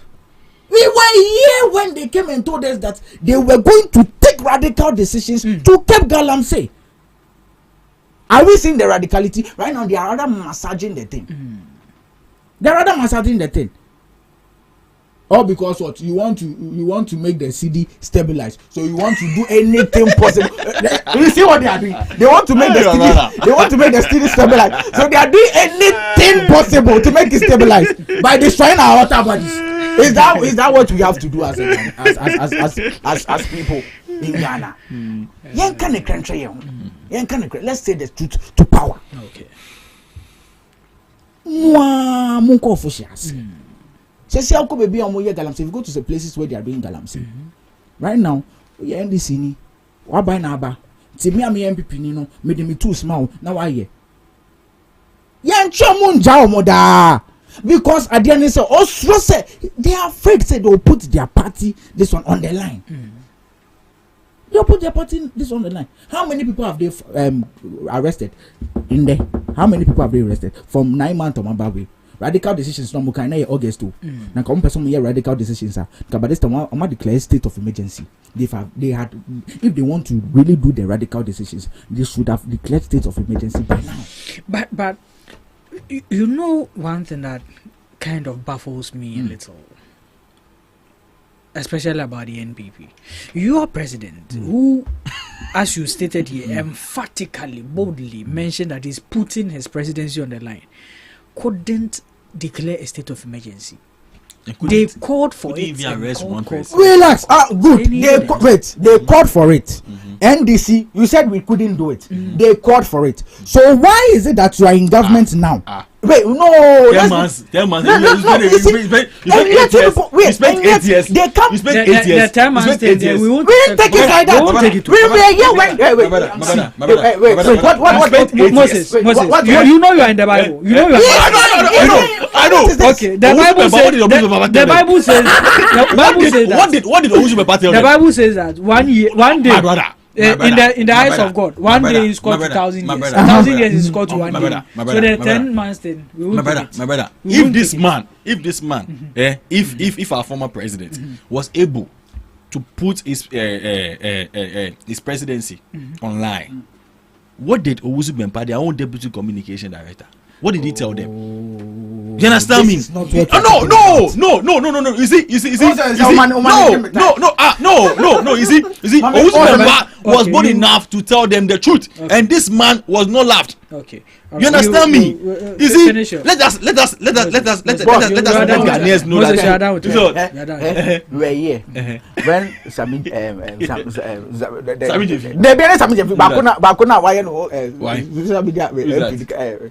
DSTV man Sam George.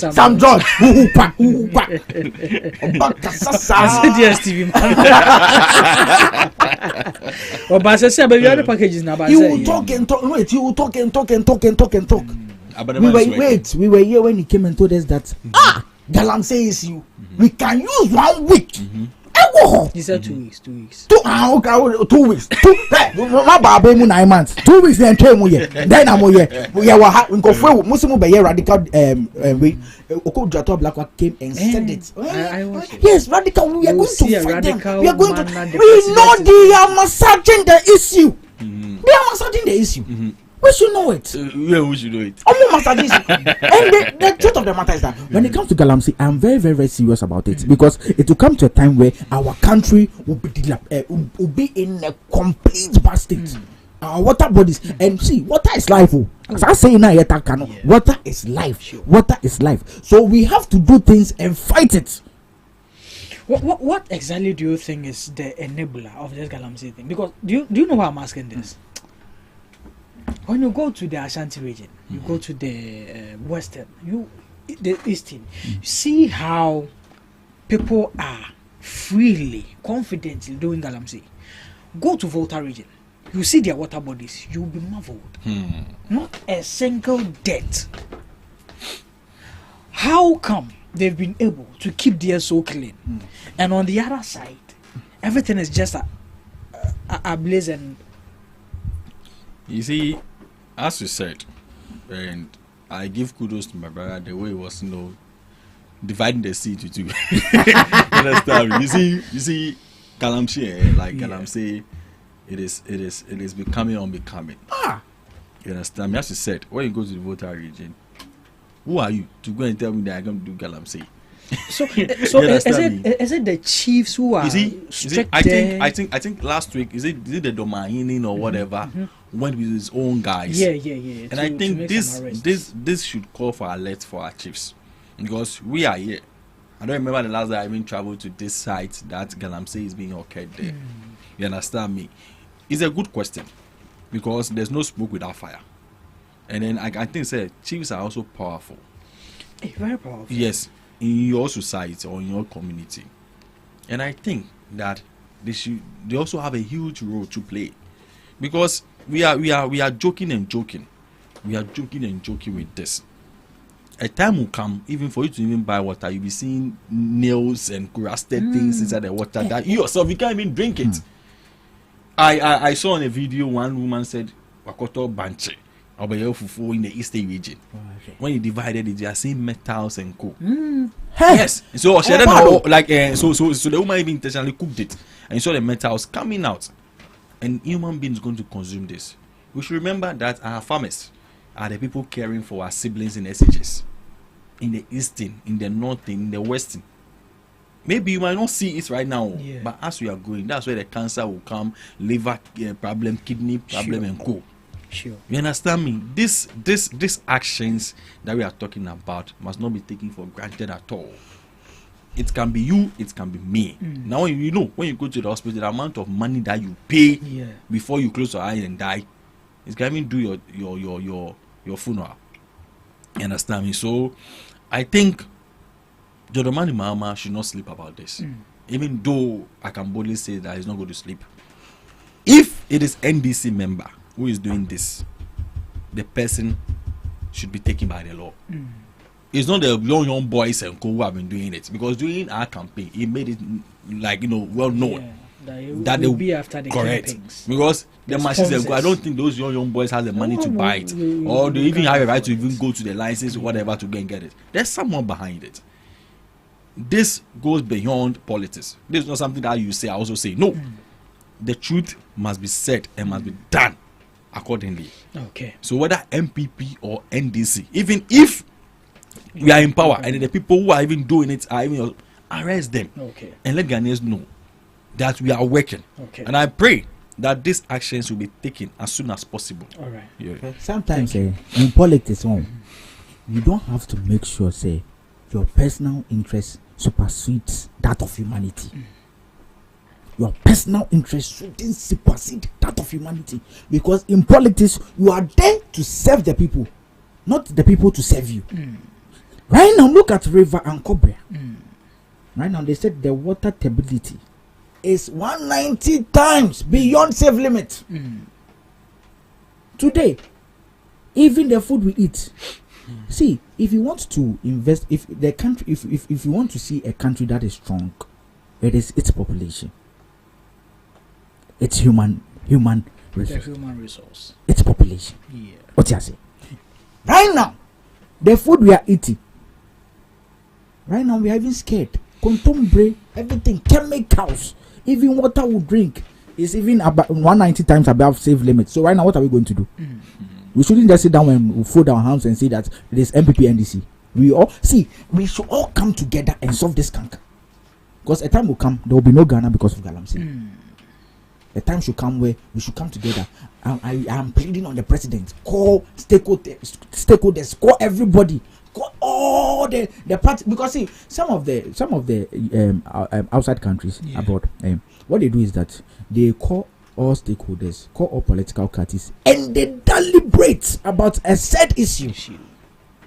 Until when MPP nimu, NDC nimu, we all came together and we said this is what we are going to do. So this is what we are doing. Do you get it? So this one you can't use it for political sports. If they won't vote for anybody, because we all came together and said that this is what we are doing. This is what we have to do, because Ganamse issue is say no. Are you serious? Are you serious? Why not I even back? If I go somewhere, I come back. True. I come back. We have debt all day. Because you are buffing and you are thinking that hey, chemicals go me say. God has given us beautiful land, Ghana. Oh, but because of our parochial interest, we are going to lose all these things. No, we should think better.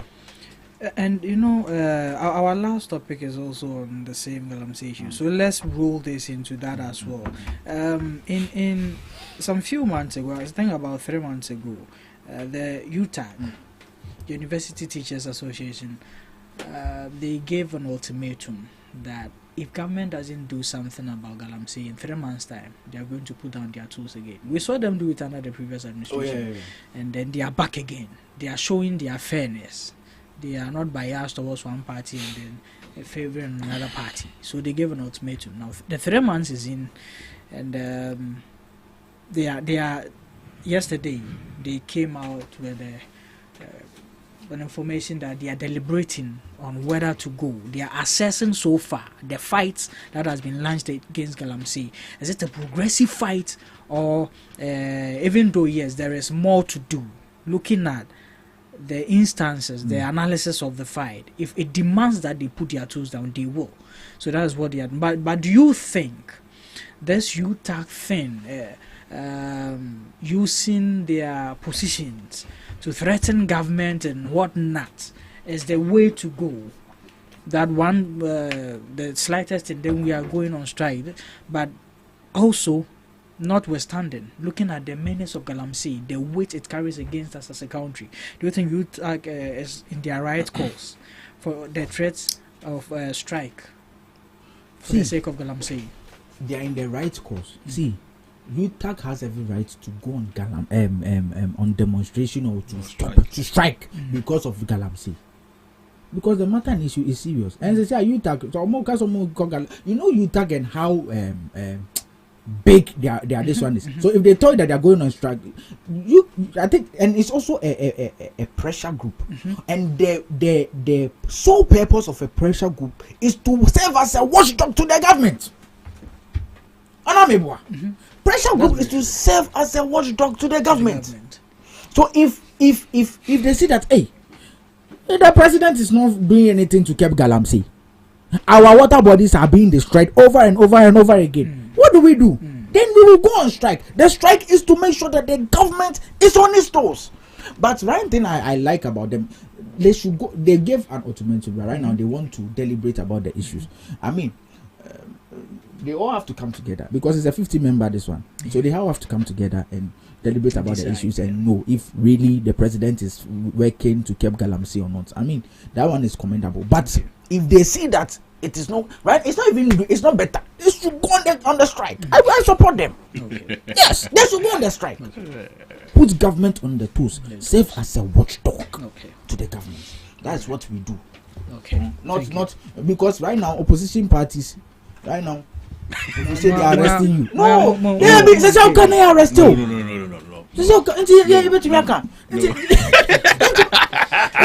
Do you think it's because of the arrest, or you think your party just doesn't hold the moral right to speak of on Galamsey? They be arrest. Are you sure? Who spoke about Galamsey? Who spoke about Galamsey? They was arrested. And then Galamsey, they say I see again go who can for national issues cry be arrested? Hey, more than Akufo time. More than Akufo time. So you know something? Who are you to even talk? Do you know something? What we have to do is that we have to make sure that we kept the Galamsey, and UTAG is doing a right job. He's doing a good job. They serve as a pressure group, so to put the government on its toes. Yes. Thank you. Well, I want to tell my brother that NDC don't just get up and arrest people when you are talking about critical issues. You see, Owusu said that his own party does not have the moral right to go and demonstrate. That exercise no They don't even have that moral right to go there because their own people, they knew their own people. You understand me? So you just let me put that one aside. The UTAC, they have every right to go on strike because what they are saying is very, very, very critical. And I also be bold enough that they should, listen, and they should also do mark checks if the president is sleeping or not. Okay. Because at least when you go on strike, it's also going to affect our siblings and some of us who are still on campus. Okay. You understand me? But it doesn't mean that our siblings and co should keep on dying because of Galamsey. No. You understand me? Yeah. In the past government, they also went on Galamsey. And this is a respected, association that we believe. Yeah. And then we also have hope in them. They also speak for the voiceless. And I'll beg them that John Dramani Mahama, you see, the reset agenda is still ongoing. You understand? We are not happy that any association will get up and say, I'm going on strike because of this. That you are saying that you have the solution. I think there will be an information or communication between them, the minister, the government, or whoever.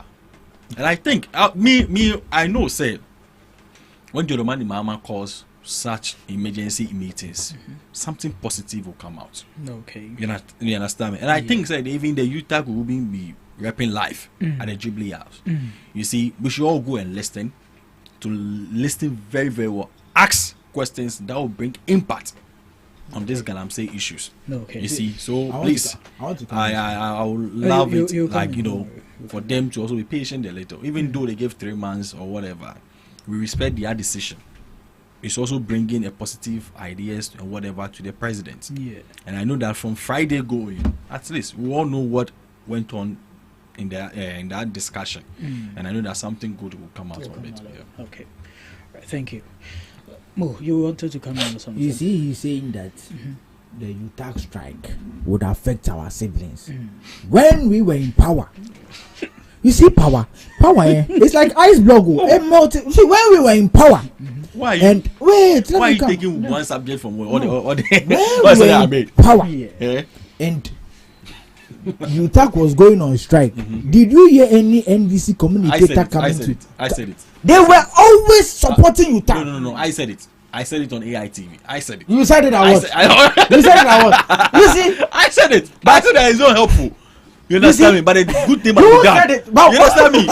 You see, no. You see, Moses. You see, Galamsey issue. Yeah. We are not supposed to joke about it. No, we are not joking about it. You understand me? So UTAC played a good role. Even during election, they even stood at Legon good demonstrating. You understand me? You see, he's saying that. He's saying that UTAC played a good role. You understand me? So what is stopping them from playing the role now? My brother, they are playing. They're still not playing. They are playing. Good. So don't say that. Don't say that. So he shouldn't say that. Your time was mafia. No, it wasn't mafia. We did something about it. So the hey, that is food.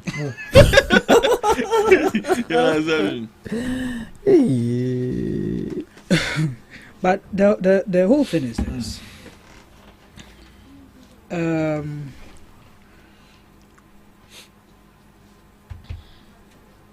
The best thing we can do is to stop politicizing this issue. That's it. And act radical about this. See, we have all the state instruments, the state materials to fight Galamsey. That is, see, when you sit behind the walls and you analyze the whole thing, that is why you feel like, no, government is not doing enough. Because we have... have you ever seen the military being trained or their trainings? Have you ever witnessed it before? Yeah, I've seen it before.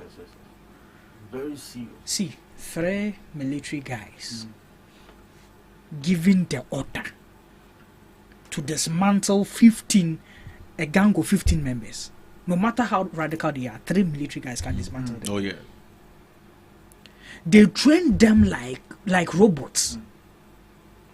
So if you are telling me that with all these people we have at our disposal, and we can't fight this, no, come on. Government can do better. Government can do a whole lot better. The president, the presidency, the government, the minister for lands and they should take Galamsey by the neck and stop massaging it. They are massaging it. Moses, your people, we should see you and I agree. We are massaging this issue, and that's what Franklin Kujo is talking about. The dialogues has been too many. Sure. Let's see action. Let's see action. Actions. I dare we will. Honestly, because say ne, yenya year no, and a young consequence no. But people are that, and it is coming. It's coming. It's coming. Sure. We have enough water. Ghana Water Company but to me be a pipe too. But Accra about 70% of people are not getting pipeline water because the waters that they are going to use to produce it, they are all being destroyed. In the past 8 years. In the past 8 years. What is destroying? In the past 9 months. You see, so as I said, it is sad. It is sad. This thing can be solved. You understand? This thing can be solved. But you see, this thing can be solved. As I said, both parties can come together and say that we'll be able to solve this 1 week. I'm telling you. You understand me? This is just understanding and talking. And you say a shoot and kill matter. MPP, NDC. We know ourselves. Let's sit down. So let's come together. You understand me? Let's come together. We're near law. I say more. Let's wait till we see the blue water flowing. Exactly. Then we pass through the right process. Then you should say 5 years, 10 years. Me to me, yeah. The money that you have, you keep it for now. You understand me? So we all come together. Charlie, my brother, stop. Now we just leave the state for the military. Exactly. You understand? You can be able to solve this. Exactly. This is not about shoot to kill, understand it. But when we go extra mile, then we are waiting for this water to turn brown or whatever. Exactly. Before we get to Kolebu is even full up. It's bad. You understand me? So we urge our leaders. We urge our leaders. You know, you see, I don't believe in too much talking. You understand me? It's just a lesson to remind Mama when he came in this 6 months, he stood somewhere and said that no, now it is action time. He was telling the appointees and co. You understand me? I beg. This is not about MPP NDC. We should all come together. Me, I will say even after the stakeholders meeting, you should even call the MPP people. All you see, we should all come together. We are near Kasa baby. You know ourselves. Let's stop. Okay. Yeah, my own time. If 2 years, 3 years, and let's see whether the water will not change. One thing I also like to do is to thank the former president Nana Addo Dankwa Akufo-Addo for making the media involved when he wanted to stop Galamsey. First, na Galamsey ewo ho, but na entertain is Nana Addo say media mundidi CSO snechi. Na monko for coverage. That's how come a lot of people were getting enlightened about Galamsey. It's true. There's a media boy rastos and kuno na they be what you said we have to thank him for giving us who said the Galamsey way issue the so in one breath he was giving the media the access to yes I'm coming to publicize Galamsey. In another breath he was beating, pouring hot water and arresting innocent protesters for protesting against Galamsey. Pregnant women. Pregnant women. What is true? Pregnant women. Pregnant women. There was a pregnant woman arrested. You listen, people. Pregnant woman was arrested. See, went to Nima police station and pregnant woman was arrested. Right or no? We will not arrest you if you are not found. Oh, my brother. My brother. You committed. They committed what? That's the baby. What the pregnant woman do? Ghana police for. Omo okeke. Mu ye hwe na ma beche. Na ye bisa say dem no mo ye. You're going contrary to maybe the this ones they've given you. No, my rest. Which one? Which one? My here propaganda with this. No, Moses. People. You see, after the service, what pregnant women, 2 were sent to Zawam, 2 were sent to Neiman. I was following this issue. You understand me? It doesn't people. NDC for some people. NDC.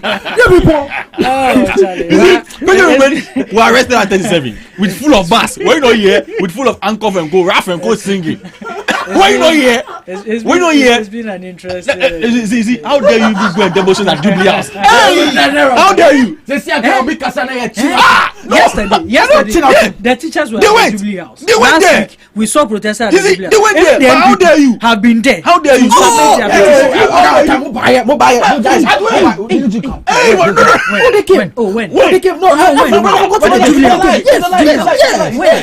They'll tell you that that place is a security zone. You're too already. How dare you? Stop at 37. You stop at 37. How dare you say go to Jubilee House? Hey, it's been an interesting you can't even go there. NDC for one. Start with you. We have serving It's been an interesting show. I mean, having the Moses Square on the show has been very interesting and educative. Gentlemen, we are calling the curtains on the show, but before we leave the studio, your last words before we go. Oh, when I came, the topic was so interesting, so I was able to greet viewers and listeners. You say, I want to say good morning once again. And wherever, I think yesterday around 8:30, then his Excellency John Omani Mahama got to Ghana safely, and he was accepted at the Kotoka airport. And I said, God richly bless him, for changing and resetting Ghana and also resetting the UN also. You see, our president is not joking. You not go there and go and rattle plenty. I want to say that God richly blessed him and his team. All right. The mayor of Accra, you see, I can never go anywhere without mentioning his name. Honorable Michael Bakbo Alote, the man is really, really working. Then the MC of Ghana East, Edmond Agbo. He's working. They are working, yes. Our rules are still dark at night. night. Don't worry. Our rules are still dark Omar, you know that me, I always our rules are still dark at night. Omar, don't worry. Okay, don't worry. Everything is going to be done well. And then to this, I want to just put this on record that our respected youth communicators in NDC, we are trying to put things together. So we are all calling anybody who wants to join the NDC in communication, a youth, whether female or a male. Don't panic. Be bold and firm. Okay. Let's get in touch under one umbrella. We are all putting things together. We want to project Ghana very well. We want to project the NDC very, very well with the youth. Sure. We are talented enough. We are not going to attack anybody or insult anybody. No. We are coming under one umbrella as a youth. Let's all come together and form a group. We'll be having so many activities. You understand me? To project the reset agenda, to project our appointees and everybody who is helping this government grow. So all the youth out there, if you are interested in communicating, if you are interested in also projecting, don't fear anybody. We are in to train. We are in to help you to know the law of this country, to also know the reset agenda by His Excellency John Omani Mahama, so that it can go well. Let's all get in touch. Thank you. Thank you. Okay, so I would like to say a very good morning to Dr. Pelvic Rachidankwa. That is my mentor. And I want to also tell the NDC that they should be very, very, very serious about fighting this galamsey. Sure. Whereas they said 2 weeks. It's more than 2 weeks. We are watching them. Okay. Action speaks louder than words. So they should show they should show workings and stop the talking. Do you get it? And I also want to say a very big thank you to Honorable Kennedy Akoprekwe Japan, the incoming, flag bearer of the new patriotic party. I must say a very fearless and a very pragmatic leader. Yes, when it comes to leadership, but very pragmatic. So I would also like to say a very big thank you to him. Thank you to you who listened to us and watched us from your homes and your various places of abode.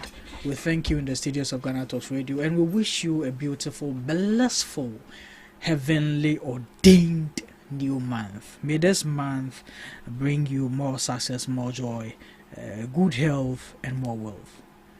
Enjoy the rest of your day.